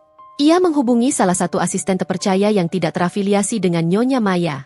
Hanya dalam waktu setengah jam, kotak kayu tua itu sudah berada di tangan Astika. Dengan tangan gemetar, Astika memasukkan belahan liontin yang menyatu itu ke lubang kunci yang tersembunyi di ukiran kotak kayu. Terdengar bunyi klik yang dalam.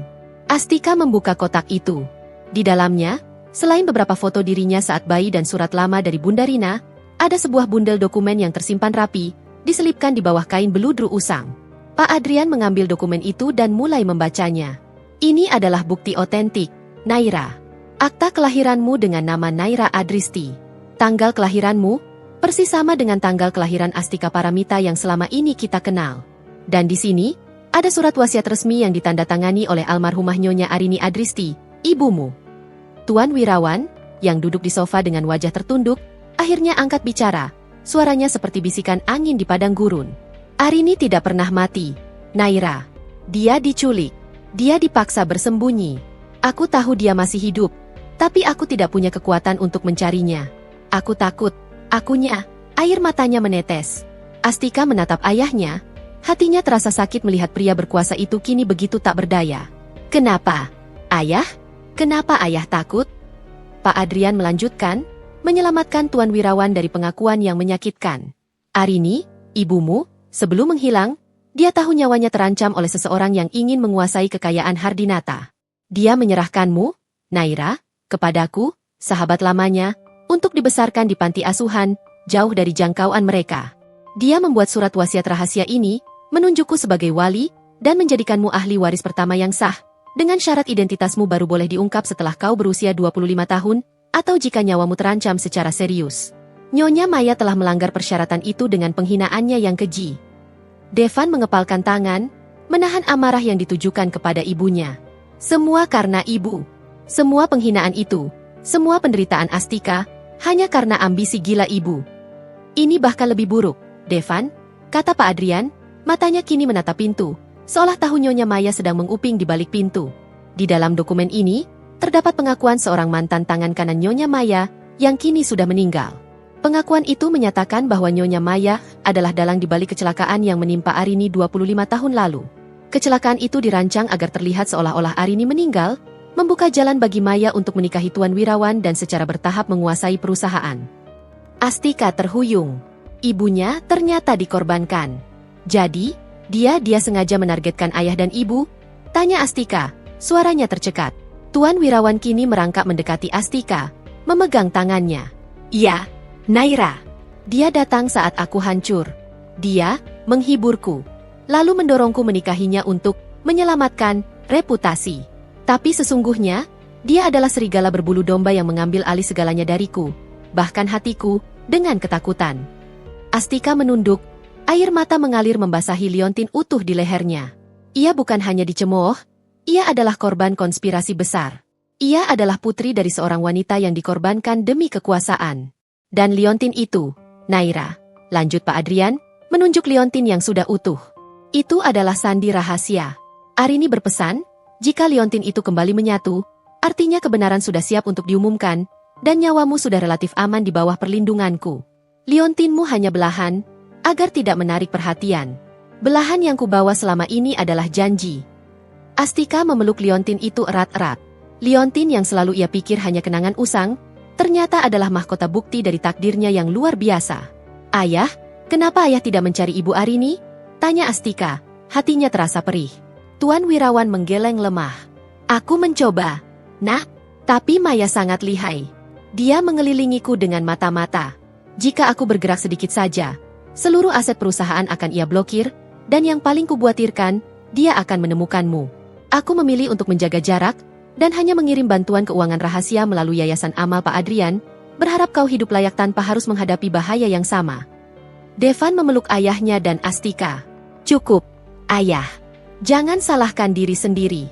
Yang terpenting sekarang, kebenaran sudah terungkap. Dan Astika, Naira, dia sudah kembali. Tuan Wirawan memandang Astika, air mata penyesalan memenuhi matanya. Astika, ayah minta maaf. Maafkan semua penghinaan yang harus kau alami. Maafkan karena ayah membiarkan dirimu dihina sebagai gembel di hadapan umum. Ayah terlalu lemah. Astika, yang kini melihat penyesalan tulus dari ayahnya, mengulurkan tangan dan menggenggam tangan Tuan Wirawan. Ia telah melewati rasa sakit yang luar biasa, dan kini, ia hanya ingin kedamaian. Saya memaafkan ayah. Saya mengerti, kata Astika, suaranya lebih kuat dari sebelumnya. Rasa sakitnya telah berubah menjadi batu permata kekuatan. Tapi, ayah harus berjuang. Bukan hanya untuk saya, tapi untuk Nyonya Arini. Ayah harus menghadapi Nyonya Maya.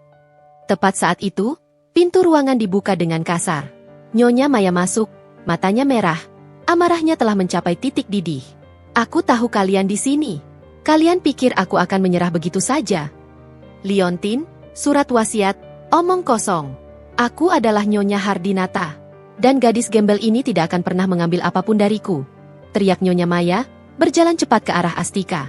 Maya, cukup, perintah Tuan Wirawan. Diam, Wirawan. Kau pengecut. Kau telah menghancurkan hidupku. Nyonya Maya mengarahkan pandangannya ke Astika. Kau, gadis sialan. Aku akan pastikan kau kembali menjadi sampah jalanan yang seharusnya kau jalani. Berikan dokumen itu padaku.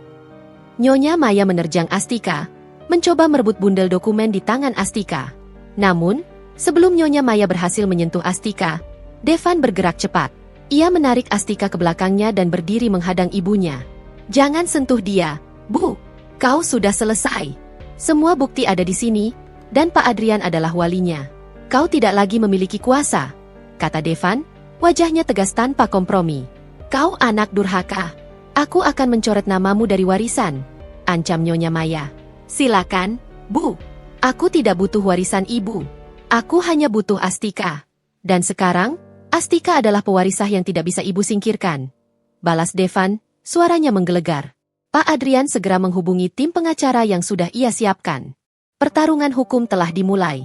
Astika, si gembel yang dicemooh, kini secara resmi menjadi Naira Adristi Hardinata, pewarisah yang menguasai panggung. Babak selanjutnya adalah konfrontasi terbesar Nyonya Maya dengan konsekuensi ambisinya. Astika kini tak lagi sendiri. Ia didampingi oleh wali lamanya, ayah kandungnya yang bertobat, dan tunangannya yang setia. Ruangan pribadi di aula pernikahan itu menjadi pusat badai kebenaran. Setelah Nyonya Maya melancarkan serangan histeris yang berhasil dihentikan oleh Devan, ia kini diseret oleh 2 pengawal atas perintah tegas Pak Adrian. Suara gerutuan dan ancaman Nyonya Maya menghilang di balik pintu, meninggalkan keheningan yang tersisa hanyalah kepahitan. Astika, atau yang kini ia tahu bernama Naira Adristi, masih memegang erat kotak kayu tuanya. Ia menatap Tuan Wirawan dan Pak Adrian, menuntut penjelasan yang lebih dalam. Liontin yang telah utuh di lehernya terasa panas, seolah memancarkan energi dari masa lalu yang tersembunyi. Pak Adrian, saya mohon, ujar Astika. Suaranya kini tidak lagi bergetar karena takut, melainkan karena keteguhan seorang pewaris. Katakan semuanya. Aku perlu tahu apa yang terjadi pada ibuku, Nyonya Arini. Apakah dia benar-benar diculik? Pak Adrian menghela napas. Duduk, Naira. Kisah ini adalah luka lama yang perlu dicuci bersih agar bisa sembuh. Mereka duduk melingkari meja bundar. Devan duduk di samping Astika, menggenggam tangannya dengan erat. Tuan Wirawan duduk di seberang mereka, tampak seperti mayat hidup, menahan rasa bersalah yang menusuk. Arini Adristi adalah wanita yang luar biasa. Dia adalah cinta sejati Wirawan, dan dia adalah kunci keberhasilan awal Hardinata Group. Pak Adrian memulai, tatapannya beralih pada Tuan Wirawan. Tuan Wirawan menunduk. Dia adalah cahaya hidupku, Naira. Dia yang paling tahu betapa rapuhnya aku saat itu. Perusahaan ini tidak akan berdiri tanpanya. Maya masuk ke dalam hidup kalian saat Wirawan berada di puncak kesuksesan, lanjut Pak Adrian. Dia adalah rekan bisnis yang licik, yang berpura-pura menjadi teman baik Arini. Ambisinya tidak mengenal batas. Dia menginginkan kekayaan ini, dan yang lebih penting, dia menginginkan status sebagai Nyonya Hardinata. Pak Adrian mencondongkan tubuhnya. 25 tahun lalu, saat kau masih bayi, Nyonya Arini menemukan bukti bahwa Maya telah menggelapkan dana perusahaan. Arini mengancam akan membongkarnya. Itulah kesalahan terbesarnya. Lalu, kecelakaan itu. Bisik Astika. Itu bukan kecelakaan, kata Pak Adrian tegas. Itu pembunuhan yang direncanakan. Maya menyewa orang untuk menyabotase mobil Arini saat ia dalam perjalanan bisnis. Dia memalsukan semua bukti, termasuk sisa-sisa gaun dan perhiasan, agar Wirawan percaya bahwa Arini meninggal dalam kobaran api. Tuan Wirawan menangis terisak. Aku melihat puing-puing mobil itu. Aku percaya sepenuhnya pada Maya saat dia menghiburku dan membantuku mengurus segalanya. Dia bahkan mengatur pemakaman simbolis, meyakinkanku bahwa Arini telah tiada. Aku tidak percaya, ujar Devan, suaranya penuh kekecewaan. Ibu kandungku sanggup melakukan kejahatan sekeji itu, dan ayah menikahi pembunuh istri pertamanya. Aku tidak tahu, Devan, jawab Tuan Wirawan putus asa. Aku dibutakan oleh kesedihan, dan Maya menembus pertahananku. Dia adalah ahli manipulasi. Dia mengikatku dengan alasan bisnis dan reputasi. Dia adalah racun yang merusak semua yang murni dalam hidupku. Tapi, kenapa Nyonya Arini diculik dan bukan dibunuh? Tanya Astika. Jika dia ingin membunuh, kenapa tidak selesaikan saja di kecelakaan itu? Pak Adrian mengeluarkan selembar dokumen lagi. Karena Maya tidak ingin ada mayat Arini yang utuh. Tapi, rencana penculikan itu gagal total. Orang yang disewa Maya, seorang mantan mafia bernama Leo, justru merasa iba. Leo itu, dulunya adalah anak yatim piatu yang pernah dibantu oleh Nyonya Arini. Saat mengetahui targetnya adalah sang penyelamat, dia tidak tega, jelas Pak Adrian. Dia menghubungi Arini secara rahasia. Dia memberitahu Arini rencana Maya. Devan terkejut. Jadi ibu Arini tahu semuanya? Ya, Arini tahu dia harus menghilang. Dia tahu Maya akan menggunakanmu, Naira, sebagai pion pengikat Wirawan. Dia juga tahu, jika ia kembali saat itu, nyawa kalian berdua akan terancam, jelas Pak Adrian. Malam itu, Leo mengantarkan Arini ke lokasi rahasia. Arini meninggalkanmu, liontin terbelah, dan surat wasiat ini padaku. Dia memintaku menjagamu, menyembunyikanmu dengan identitas baru di panti asuhan, dan menungguku di tempat persembunyian yang sangat rahasia. Jadi, ibuku, Ibu Arini, dia masih hidup. Astika berdiri, jantungnya berdegup kencang. Pertanyaan itu, yang paling ditakuti dan paling diharapkan, kini terlontar. Kami tidak tahu, Naira, jawab Pak Adrian, nadanya berubah serius. Aku sempat berhubungan dengannya selama beberapa tahun. Dia hidup di persembunyian yang sangat jauh. Tapi, 10 tahun terakhir dia menghilang tanpa jejak. Leo, si penculik yang bertobat itu, juga tidak tahu. Dia khawatir Maya akhirnya berhasil menemukannya. Kabar ini adalah pedang bermata dua. Ibunya masih hidup, tapi menghilang. Astika merasakan harapan yang baru muncul, segera ditimpa oleh ketakutan yang dingin. Aku harus mencarinya, kata Astika, matanya kini berkobar. Ia bukan lagi gadis yang hanya ingin menikah. Ia adalah putri yang ingin menemukan ibunya. Kau harus kuat, Naira, kata Pak Adrian. Sebelum itu, kita harus menyingkirkan Maya. Dia tidak akan menyerah. Dokumen ini adalah kuncinya. Surat wasiat ini mengalihkan 51% saham Hardinata Group, yang seharusnya jatuh ke tangan anak tunggal, langsung kepadamu sebagai putri mahkota. Devan membaca dokumen itu, matanya melebar. Tunggu, 51%? Itu berarti, Astika sekarang adalah pemegang saham mayoritas Hardinata Group. Dia adalah pemilik perusahaan ini. Tuan Wirawan mengangguk. Arini memang cerdas. Dia memprediksi ambisi Maya. Jika Maya menikahiku dan aku tidak punya putra, saham itu akan terbagi kepadaku dan Maya. Tapi jika aku punya anak, saham itu akan langsung jatuh ke tangan anakku saat dia dewasa. Tapi karena Arini tahu Maya akan mencoba menyingkirkannya, dia membuat plot twist dengan surat wasiat rahasia, menjadikan Naira sebagai pewaris langsung, mengunci kekuasaan dari tangan Maya. Plot twist yang lebih besar terungkap. Nyonya Maya telah menghina pemilik Hardinata Group yang sesungguhnya, wanita yang ia sebut gembel itu. Astika, yang dulunya hanya ingin hidup tenang, kini memegang kekuasaan. Kekuatan itu bukan tujuannya, tetapi kini menjadi senjata utamanya untuk mencari kebenaran tentang ibunya. Apa yang harus kita lakukan sekarang, Pak Adrian? Tanya Astika. Kita umumkan kebenaran ini kepada publik. Kita harus menggunakan panggung yang sudah disiapkan Maya. Pernikahan ini, jawab Pak Adrian, senyum tipisnya kembali muncul. Pernikahan? Tanya Devan dan Astika serempak. Ya, pernikahan ini harus dilanjutkan, kata Pak Adrian. Tapi bukan lagi sebagai pernikahan anak gembel dengan anak konglomerat. Ini adalah pernikahan penggabungan kekuatan. Naira, kau adalah pemilik baru Hardinata Group. Devan, kau adalah pewaris yang setia. Dengan kalian menikah, posisi kalian tak terbantahkan. Maya tidak akan bisa melakukan apa-apa lagi. Devan segera memeluk Astika erat-erat. Aku akan menikahimu. Kita akan melawan ibu bersama-sama. Sayang, aku berjanji, aku akan menjadi CEO perusahaan ini, dan kita akan menggunakan semua sumber daya untuk menemukan Ibu Arini. Astika memejamkan mata, membiarkan kehangatan Devan menenangkan badai dalam dirinya. Ia mengangguk. Aku setuju. Mari kita akhiri drama ini. Di tengah ruangan itu, Nyonya Maya yang ternyata berhasil kembali menguping di balik ventilasi, mendengar semua percakapan itu. Wajahnya berubah dari panik menjadi amarah murni. Ia tidak akan membiarkan gadis panti asuhan itu, Naira, mengambil tahtanya. Ia harus bertindak. Segera. Nyonya Maya merangkak menjauh dari ventilasi, pikirannya penuh rencana balas dendam. Ia tahu, ia harus menghancurkan dokumen itu, dan menyingkirkan Naira sebelum pengumuman besar. Malam ini, di balik kemewahan Hardinata, perang berdarah telah dimulai. Astika si, gembel, telah menjadi ratu yang tak terduga, dan ia siap untuk membalas semua penghinaan yang telah ia terima. Setelah Nyonya Maya disingkirkan dari ruangan, suasana di ruang pribadi itu perlahan berubah dari gejolak emosi menjadi strategi yang dingin dan terencana. Astika, kini Naira, bukan lagi hanya sekadar korban. Ia adalah pewaris sejati yang memegang bukti, dan ia siap menggunakan kekuatannya untuk membersihkan nama ibunya dan mengamankan masa depannya bersama Devan. Devan berdiri di samping Astika, memegang tangannya. Cincin perak sederhana di jari Astika, yang dulunya adalah simbol perlawanan kecil, kini terasa seperti sumpah aliansi yang tak terpisahkan. Kita harus segera bertindak, Pak Adrian, ujar Devan, suaranya tenang, menunjukkan sisi seorang pemimpin yang selama ini tersembunyi. Ibu tidak akan tinggal diam. Dia pasti akan mencari cara untuk menghancurkan dokumen ini atau mencelakai Astika. Aku sudah memikirkan itu, Devan, balas Pak Adrian, matanya tajam dan penuh perhitungan.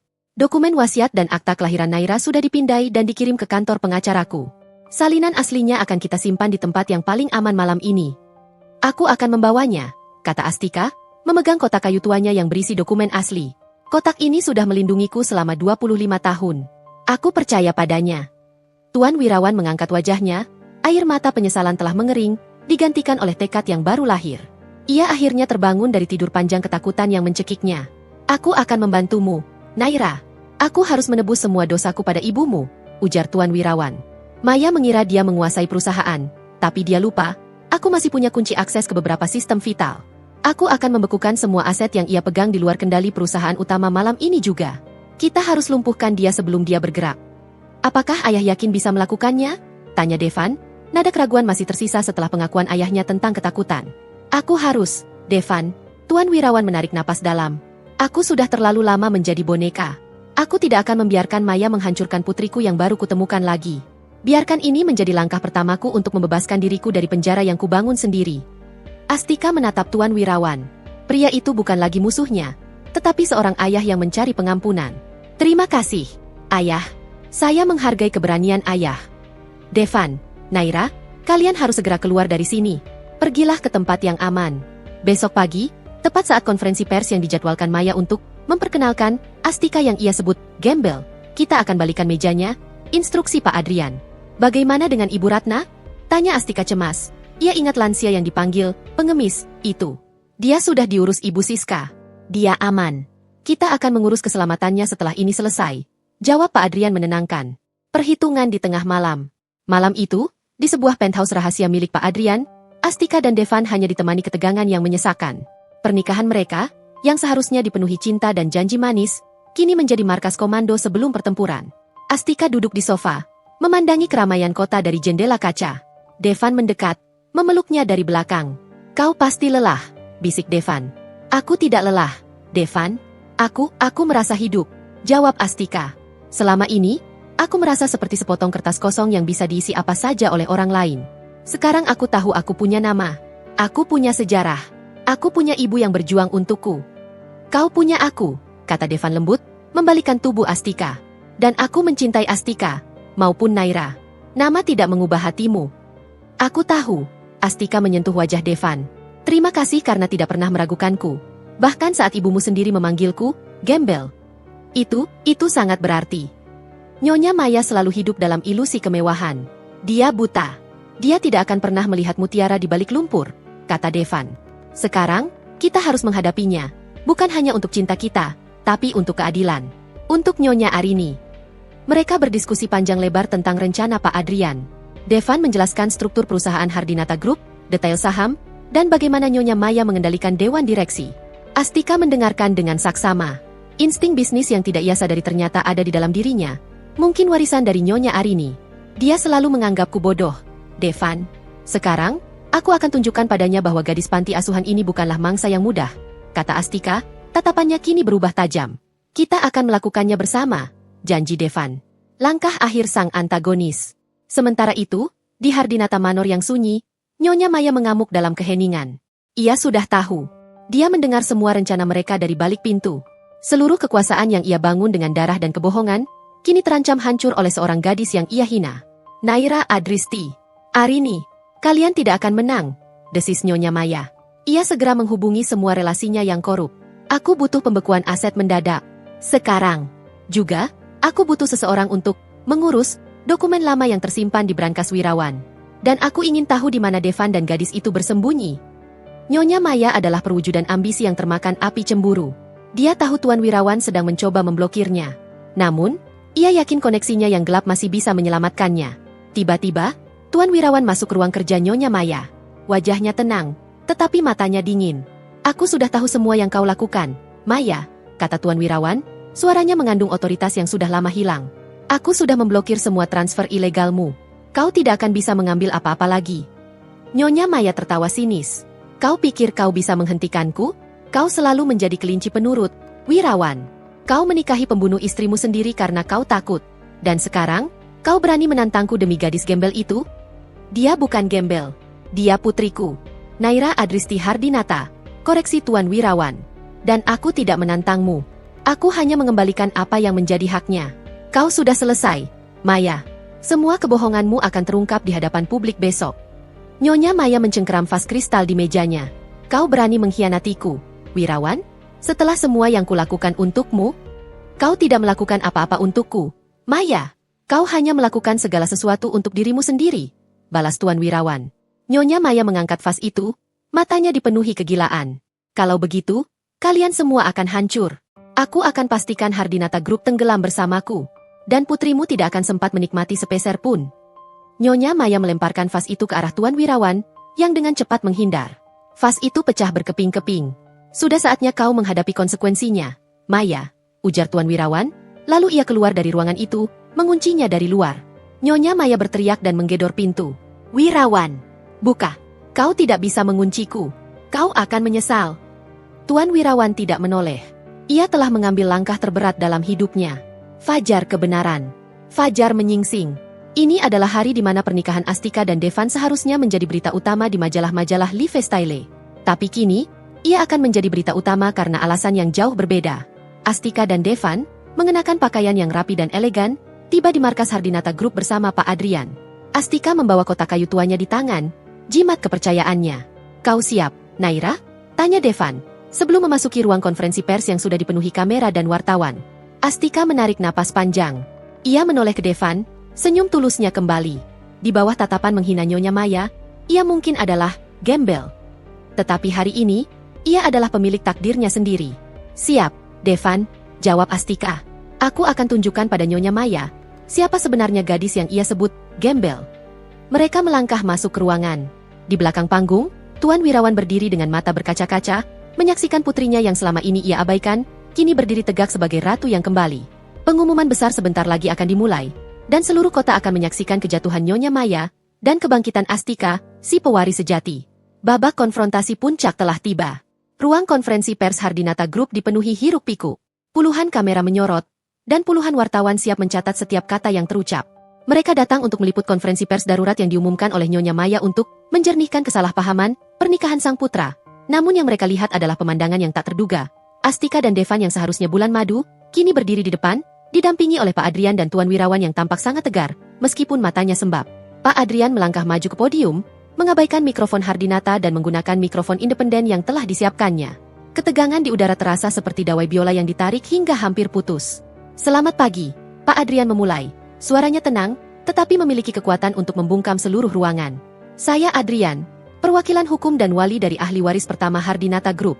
Konferensi pers ini diadakan untuk satu tujuan, mengungkap kebenaran yang selama ini ditutup-tutupi oleh ambisi dan kebohongan. Seketika, kilatan blitz kamera menyala bertubi-tubi. Beberapa hari lalu, di hari pernikahan yang seharusnya suci, calon pengantin wanita, Astika Paramita, dihina di depan umum oleh Nyonya Maya Hardinata. Dia disebut gembel, sampah, dan tidak setara. Ucap Pak Adrian, matanya menatap tajam ke arah kamera. Hari ini, kami hadir untuk mengumumkan, Astika Paramita bukanlah gembel. Dia adalah Naira Adristi, putri kandung Tuan Wirawan Hardinata, dan pewaris sah mayoritas Hardinata Group. Pengumuman itu menciptakan gelombang kejut yang nyata. Para wartawan berteriak, saling berebut untuk mengajukan pertanyaan. Pak Adrian mengangkat tangannya lagi, meminta ketenangan. Kami tidak hanya membawa kata-kata, kami membawa bukti otentik. Ia menyerahkan bundel dokumen kepada Devan, yang kemudian menyerahkannya kepada wartawan yang paling dekat. Ini adalah akta kelahiran dan surat wasiat resmi dari almarhumah Nyonya Arini Adristi, istri pertama Tuan Wirawan. Dokumen ini membuktikan bahwa Naira Adristi, yang disembunyikan sejak bayi karena ancaman pembunuhan, adalah pemegang 51% saham Hardinata Group, menjadikannya pemegang saham mayoritas. Astika melangkah maju, tangannya memegang liontin yang sudah utuh, yang kini ia kenakan di atas gaun pernikahan yang seharusnya ia kenakan. Saya berdiri di sini hari ini, bukan sebagai calon menantu, tetapi sebagai Naira Adristi, ujar Astika, suaranya lantang dan jelas, penuh martabat. Saya telah dicemooh, dihina, dan dianggap tidak layak hanya karena saya dibesarkan di panti asuhan. Tetapi, saya bangga dengan masa lalu saya. Dan hari ini, saya menuntut keadilan, bukan hanya untuk diri saya, tetapi untuk ibu kandung saya, Nyonya Arini, yang namanya telah dicemarkan. Astika menoleh ke Tuan Wirawan. Ayah, sekaranglah waktunya. Ayah harus jujur di hadapan semua orang. Tuan Wirawan melangkah ke podium. Wajahnya yang tegar kini kembali rapuh. Namun ia memancarkan ketulusan yang murni. Ia menatap ke kamera, dan kemudian ke Astika. Saya adalah pria pengecut. Tuan Wirawan memulai. Suaranya bergetar. Saya membiarkan diri saya diperdaya oleh ketakutan dan ambisi. Saya percaya bahwa istri pertama saya, Nyonya Arini, telah meninggal dalam kecelakaan yang direkayasa oleh Nyonya Maya. Seluruh ruangan terdiam, hanya terdengar suara kamera yang berdetak cepat. Saya, Tuan Wirawan Hardinata, mengakui bahwa saya telah mengetahui keberadaan putri saya, Naira Adristi, selama bertahun-tahun. Tapi saya terlalu takut pada ancaman Nyonya Maya untuk menghancurkan perusahaan dan menyakiti putri saya. Saya terpaksa bungkam, mengirim uang diam-diam melalui Yayasan Amal Pak Adrian, dan membiarkan putri saya tumbuh jauh dari kemewahan dan kasih sayang ayah. Saya membiarkan dia dihina di hari pernikahannya sendiri, karena saya pikir, jika saya diam, dia akan aman. Tuan Wirawan menatap Astika. Air matanya menetes, namun ia tidak menghapusnya. Maafkan ayah, Naira.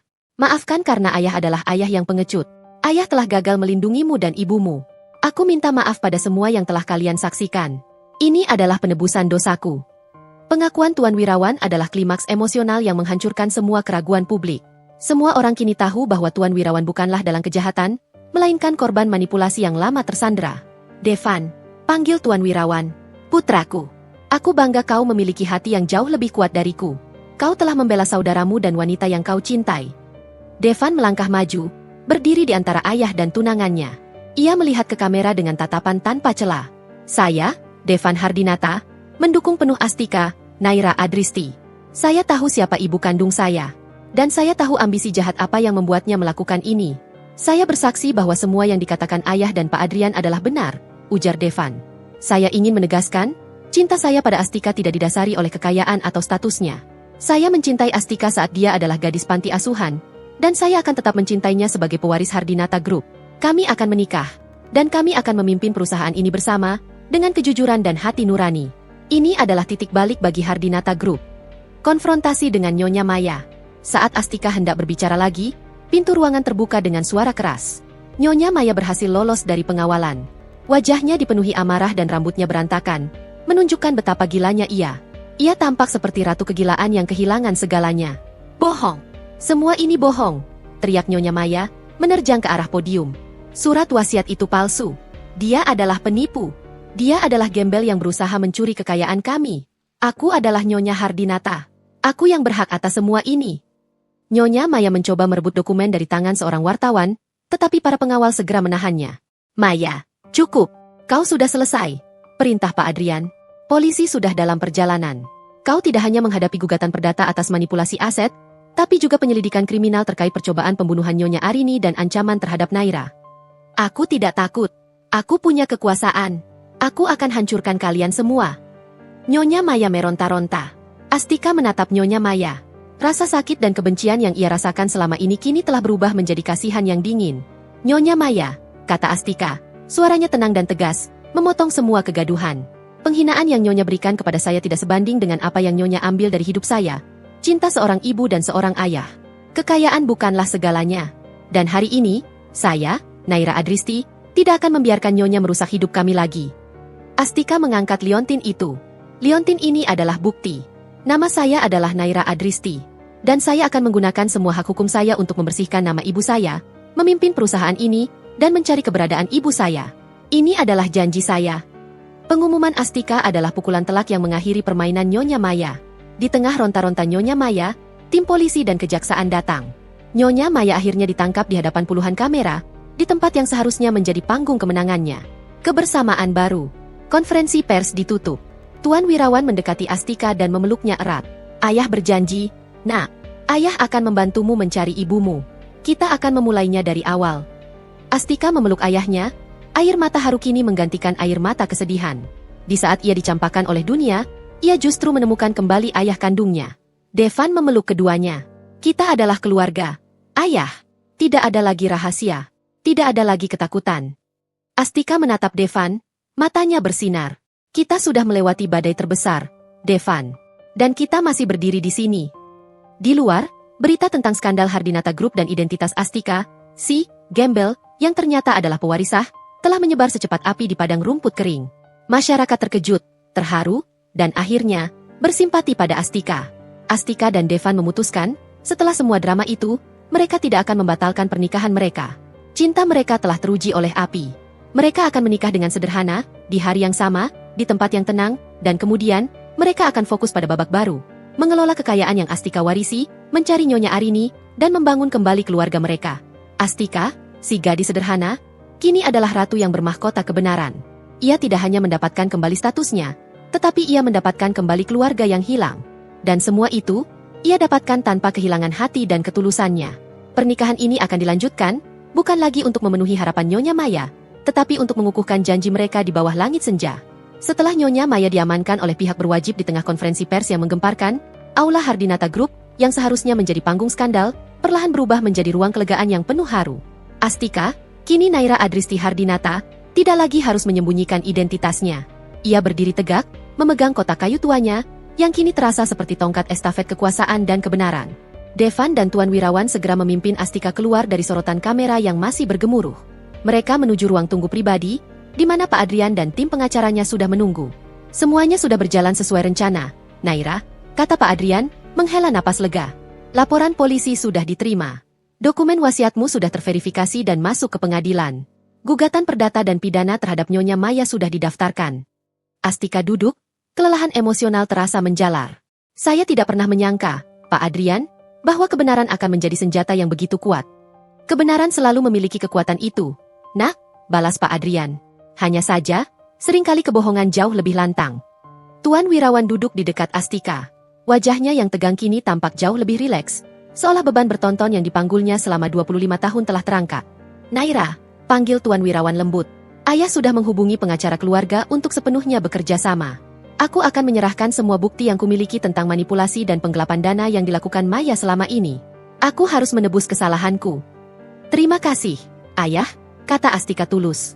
Ia tahu, pengakuan Tuan Wirawan di depan publik adalah pengorbanan terbesar yang bisa ia berikan proses hukum dan penyesalan.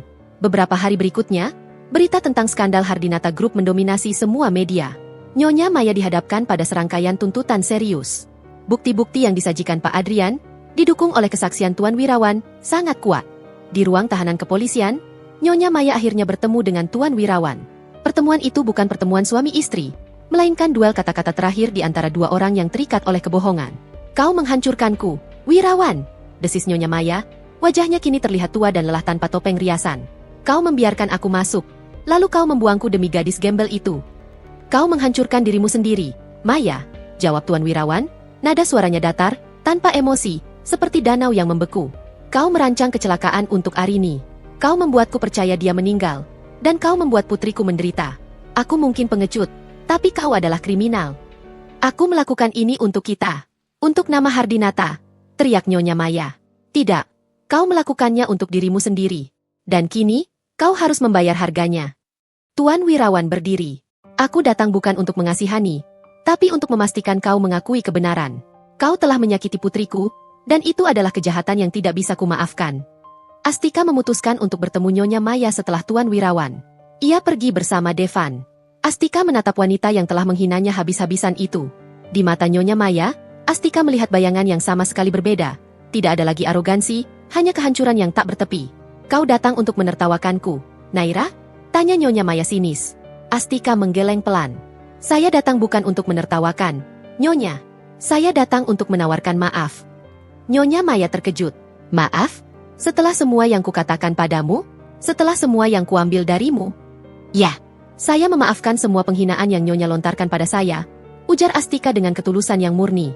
Saya memaafkan kata, gembel, sampah, dan semua cemoohan yang Nyonya berikan. Karena saya tahu, kata-kata itu tidak pernah mendefinisikan saya. Kata-kata itu hanya mendefinisikan rasa takut Nyonya kehilangan segalanya. Nyonya Maya menunduk, bahunya bergetar. Ia menatap Astika, dan kali ini, ia melihat bukan lagi seorang musuh, melainkan cermin dari kebaikan yang selama ini ia injak-injak. Aku minta maaf, kata Nyonya Maya. Suaranya hampir tidak terdengar, diiringi isak tangis penyesalan. Aku terlalu iri pada ketulusanmu. Aku terlalu cemburu pada cinta tulus Devan padamu. Aku takut kalau kau benar-benar menjadi menantu yang lebih baik dariku. Saya memaafkan Nyonya, kata Astika. Tetapi biarkan keadilan yang berbicara. Nyonya harus membayar harga untuk kejahatan yang Nyonya lakukan pada Nyonya Arini. Setelah itu, semoga Nyonya bisa menemukan kedamaian. Devan memeluk Astika di depan ibunya. Ia tahu, memaafkan adalah kekuatan terbesar yang dimiliki Astika. Kebenaran penuh dan pencarian Ibu Ratna. Astika dan Devan fokus pada dua hal, mengurus Hardinata Group dan mencari keberadaan Nyonya Arini. Devan kini ditunjuk sebagai CEO sementara, bekerja sama dengan Pak Adrian, sementara Tuan Wirawan berada dalam masa pemulihan emosional. Astika, sebagai pemegang saham mayoritas, mulai mempelajari seluk-beluk perusahaan. Ia membuktikan bahwa kecerdasan yang ia dapatkan dari pendidikan panti asuhan dan kerja kerasnya jauh lebih berharga daripada gelar semata. Kau benar-benar anak ibumu, Naira, kata Tuan Wirawan suatu sore. Cerdas dan berani. Saya hanya berusaha menjadi orang yang pantas di mata ayah, balas Astika. Astika tidak lupa pada orang-orang yang tulus padanya. Ia segera mengunjungi panti jompo, kasih bunda. Ia mencari Ibu Ratna, lansia yang dipanggil pengemis oleh Nyonya Maya, yang kehadirannya justru memicu pengungkapan besar di pernikahan. Ibu Ratna, yang sudah kembali ke panti, tampak lebih tenang. Astika memeluknya erat-erat. Ibu, terima kasih. Ibu menyelamatkan saya, bisik Astika. Anakku, kata Ibu Ratna, matanya berbinar sebentar. Kamu sudah kembali. Jangan pergi lagi. Astika memutuskan untuk memberikan perlindungan dan perawatan terbaik untuk Ibu Ratna dan semua lansia di panti. Ia dan Devan mendirikan yayasan di bawah nama Nyonya Arini, yang fokus pada perawatan lansia dan pendidikan anak panti asuhan. Astika ingin memastikan bahwa tidak ada lagi anak panti asuhan yang dicemooh karena latar belakangnya. Ia mengubah kata, gembel, menjadi gelar kehormatan. Janji yang diperbarui. Malam harinya, Astika dan Devan berada di balkon apartemen Astika, tempat mereka pertama kali berjanji di bawah langit senja. Apartemen itu kini kosong. Mereka akan segera pindah ke rumah baru mereka yang penuh kenangan. Kita sudah melewati ini, Devan, kata Astika, memandangi cincin perak sederhana yang kini bersanding dengan cincin berlian mahal yang diberikan Nyonya Maya, yang Astika putuskan untuk tetap dikenakan sebagai pengingat akan masa lalu. Kita melewati api, sayang, dan kita keluar sebagai emas, balas Devan, memeluknya dari belakang. Kita akan menikah. Hari ini, besok, kapanpun. Dengan sederhana, di hadapan ayah, Pak Adrian, dan Bunda Rina. Dan tentu saja, di hadapan Ibu Ratna dan Ibu Siska. Aku setuju, Astika berbalik. Aku ingin pernikahan yang tulus, yang berlandaskan cinta sejati, bukan status. Aku ingin semua orang tahu bahwa ketulusan adalah mahkota yang jauh lebih berharga daripada kekayaan atau status. Kita akan cari Ibu Arini bersama-sama, Naira. Hardinata Group akan kita gunakan untuk mencari ibumu ke seluruh dunia. Aku janji, ucap Devan, mencium kening Astika. Malam itu, mereka berdua merencanakan pernikahan yang baru. Pernikahan yang akan menutup babak penuh cemoohan dan kebohongan, dan membuka babak baru penuh harapan. Astika telah memaafkan, mendapatkan ayahnya, dan siap memulai hidup baru sebagai Naira Adristi, wanita yang membuktikan bahwa latar belakang sederhana tidak bisa memadamkan cahaya takdir yang besar. Beberapa bulan berlalu sejak kekacauan di hari pernikahan yang sesungguhnya menjadi babak pengadilan publik bagi Nyonya Maya. Proses hukum berjalan cepat, didukung oleh bukti kuat dari Pak Adrian dan kesaksian Tuan Wirawan. Nyonya Maya akhirnya menerima hukuman setimpal atas kasus manipulasi aset dan perannya dalam konspirasi yang menyebabkan hilangnya Nyonya Arini. Kehidupan mewah yang ia bangun di atas kebohongan dan ambisi kini telah runtuh, menjadi debu sejarah yang pahit bagi keluarga Hardinata. Di tengah semua itu, Astika, Naira Adristi Hardinata, dan Devan fokus membangun kembali fondasi kehidupan mereka. Hardinata Group mengalami restrukturisasi besar-besaran. Devan, didukung penuh oleh Astika, mengambil alih posisi CEO, membawa napas baru yang bersih dan berintegritas. Hardinata Group bukan lagi tentang mengejar kekayaan buta, tapi tentang membangun dengan hati, ujar Devan dalam rapat dewan direksi pertamanya. Astika, sebagai pemegang saham mayoritas dan kini menjabat sebagai kepala yayasan amal, bertugas memastikan aspek sosial dan etika selalu menjadi prioritas utama perusahaan. Sebuah upacara yang sederhana. Astika dan Devan memutuskan untuk tetap melangsungkan pernikahan, tetapi dengan cara mereka sendiri. Tidak ada lagi aula mewah yang berlebihan, tidak ada lagi tamu elit yang menghakimi.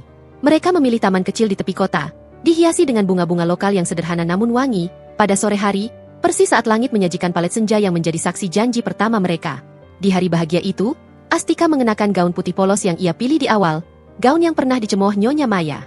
Di jarinya, cincin perak sederhana itu kini bersinar terang, ditemani cincin berlian yang dihiasi berlian kecil, yang dipilih Devan sendiri, sebagai simbol bahwa ketulusan dan kemewahan bisa berjalan beriringan jika didasari cinta yang benar. Hanya ada segelintir tamu yang hadir, Tuan Wirawan yang tampak jauh lebih muda dan bahagia, Pak Adrian sebagai wali resmi Astika, Bunda Rina dari panti asuhan, dan Ibu Siska yang datang bersama Ibu Ratna. Lansia yang pernah disebut pengemis, itu kini duduk di barisan depan, tersenyum tenang, mengenakan kebaya baru yang dihadiahkan Astika. Sebelum upacara dimulai, Tuan Wirawan mendekati Astika, memegang tangannya yang terbungkus sarung tangan putih. Nak, ayah sudah kehilangan banyak waktu, bisik Tuan Wirawan, matanya berkaca-kaca. Ayah sudah gagal dalam banyak hal, tapi ayah bersyukur, takdir membawamu kembali. Terima kasih karena telah memaafkan ayah. Ayah, saya sudah lama memaafkan, jawab Astika tulus. Kita adalah keluarga, dan kita akan mencari Ibu Arini bersama-sama. Tuan Wirawan mengangguk. Ia mengiringi putrinya ke altar. Janji suci di bawah langit senja. Devan menatap Astika yang berjalan ke arahnya. Ia melihat bukan lagi gadis, gembel, yang dicemooh, bukan pula pewaris Hardinata Group yang berkuasa, melainkan wanita yang ia cintai seumur hidupnya, yang jiwanya telah teruji oleh api. Di hadapan Pak Adrian yang bertindak sebagai saksi, mereka bertukar janji. Devan memegang tangan Astika erat-erat. Astia, Naira, hari ini, aku menikahi wanita yang paling kuat, tulus, dan penyayang di dunia. Aku mencintaimu saat kau hanya memiliki dirimu sendiri. Dan aku mencintaimu saat kau membawa seluruh takdir Hardinata. Kau adalah takdirku. Aku berjanji, aku akan selalu membelamu, menghormatimu, dan menemanimu mencari kebenaran, seberat apapun jalannya. Astika membalas, suaranya dipenuhi janji yang tak tergoyahkan. Devan, kau adalah pahlawanku. Kau adalah satu-satunya orang yang melihat mutiara di balik semua cemoohan. Aku berjanji, aku akan menjadi istri, rekan, dan belahan jiwa yang setia. Aku tidak akan pernah melepaskan ketulusan yang kita pegang erat, bahkan di tengah kekuasaan terbesar. Mereka bertukar cincin perak rahasia mereka, yang kini menjadi lambang tak lekang oleh waktu dari awal cinta mereka yang sederhana. Mereka berciuman, dan saat itu juga, matahari terbenam, mewarnai langit dengan emas dan ungu, seolah alam semesta memberikan restu terindah bagi persatuan mereka. Harapan baru dan pencarian berlanjut. Setelah upacara sederhana itu, Astika dan Devan tidak langsung pergi berbulan madu. Mereka memutuskan untuk menghabiskan malam pertama di rumah baru yang sederhana, jauh dari kemewahan Hardinata Manor yang penuh kenangan pahit. Malam itu, mereka duduk berdua, memandangi liontin hati utuh yang kini menjadi warisan tak ternilai Astika. Besok, tim investigasi baru kita akan terbang ke Eropa. Mereka akan mengikuti petunjuk yang ditinggalkan Leo, si mantan penculik. Kata Devan, suaranya penuh harapan. Aku percaya, kita akan menemukannya, Devan. Ujar Astika, memegang liontin itu. Aku bisa merasakannya. Ibuku pasti masih hidup. Dia berjuang agar aku aman, sekarang giliran aku yang berjuang untuknya. Dan aku akan menemanimu, janji Devan. Sebagai CEO Hardinata Group, aku akan mengerahkan semua sumber daya. Pencarian Nyonya Arini akan menjadi misi utama perusahaan ini. Astika tersenyum, menyandarkan kepalanya di bahu Devan. Ia tahu, hidup mereka baru saja dimulai. Mereka telah membuktikan bahwa cinta sejati mampu menaklukkan cemoohan, konspirasi, dan ambisi keji. Kisah Astika si gembel, yang ternyata adalah Naira Adristi, pewaris sejati Hardinata Group, menjadi dongeng modern yang menyebar cepat. Masyarakat memuji ketulusan Devan, keberanian Tuan Wirawan yang akhirnya bertobat, dan yang terpenting, martabat Astika yang tak pernah goyah. Astika dan Devan akhirnya menemukan kebahagiaan sejati. Kebahagiaan mereka bukanlah hasil dari pernikahan mewah, melainkan dari keberanian untuk mempertahankan kebenaran dan ketulusan hati mereka di tengah badai terbesar.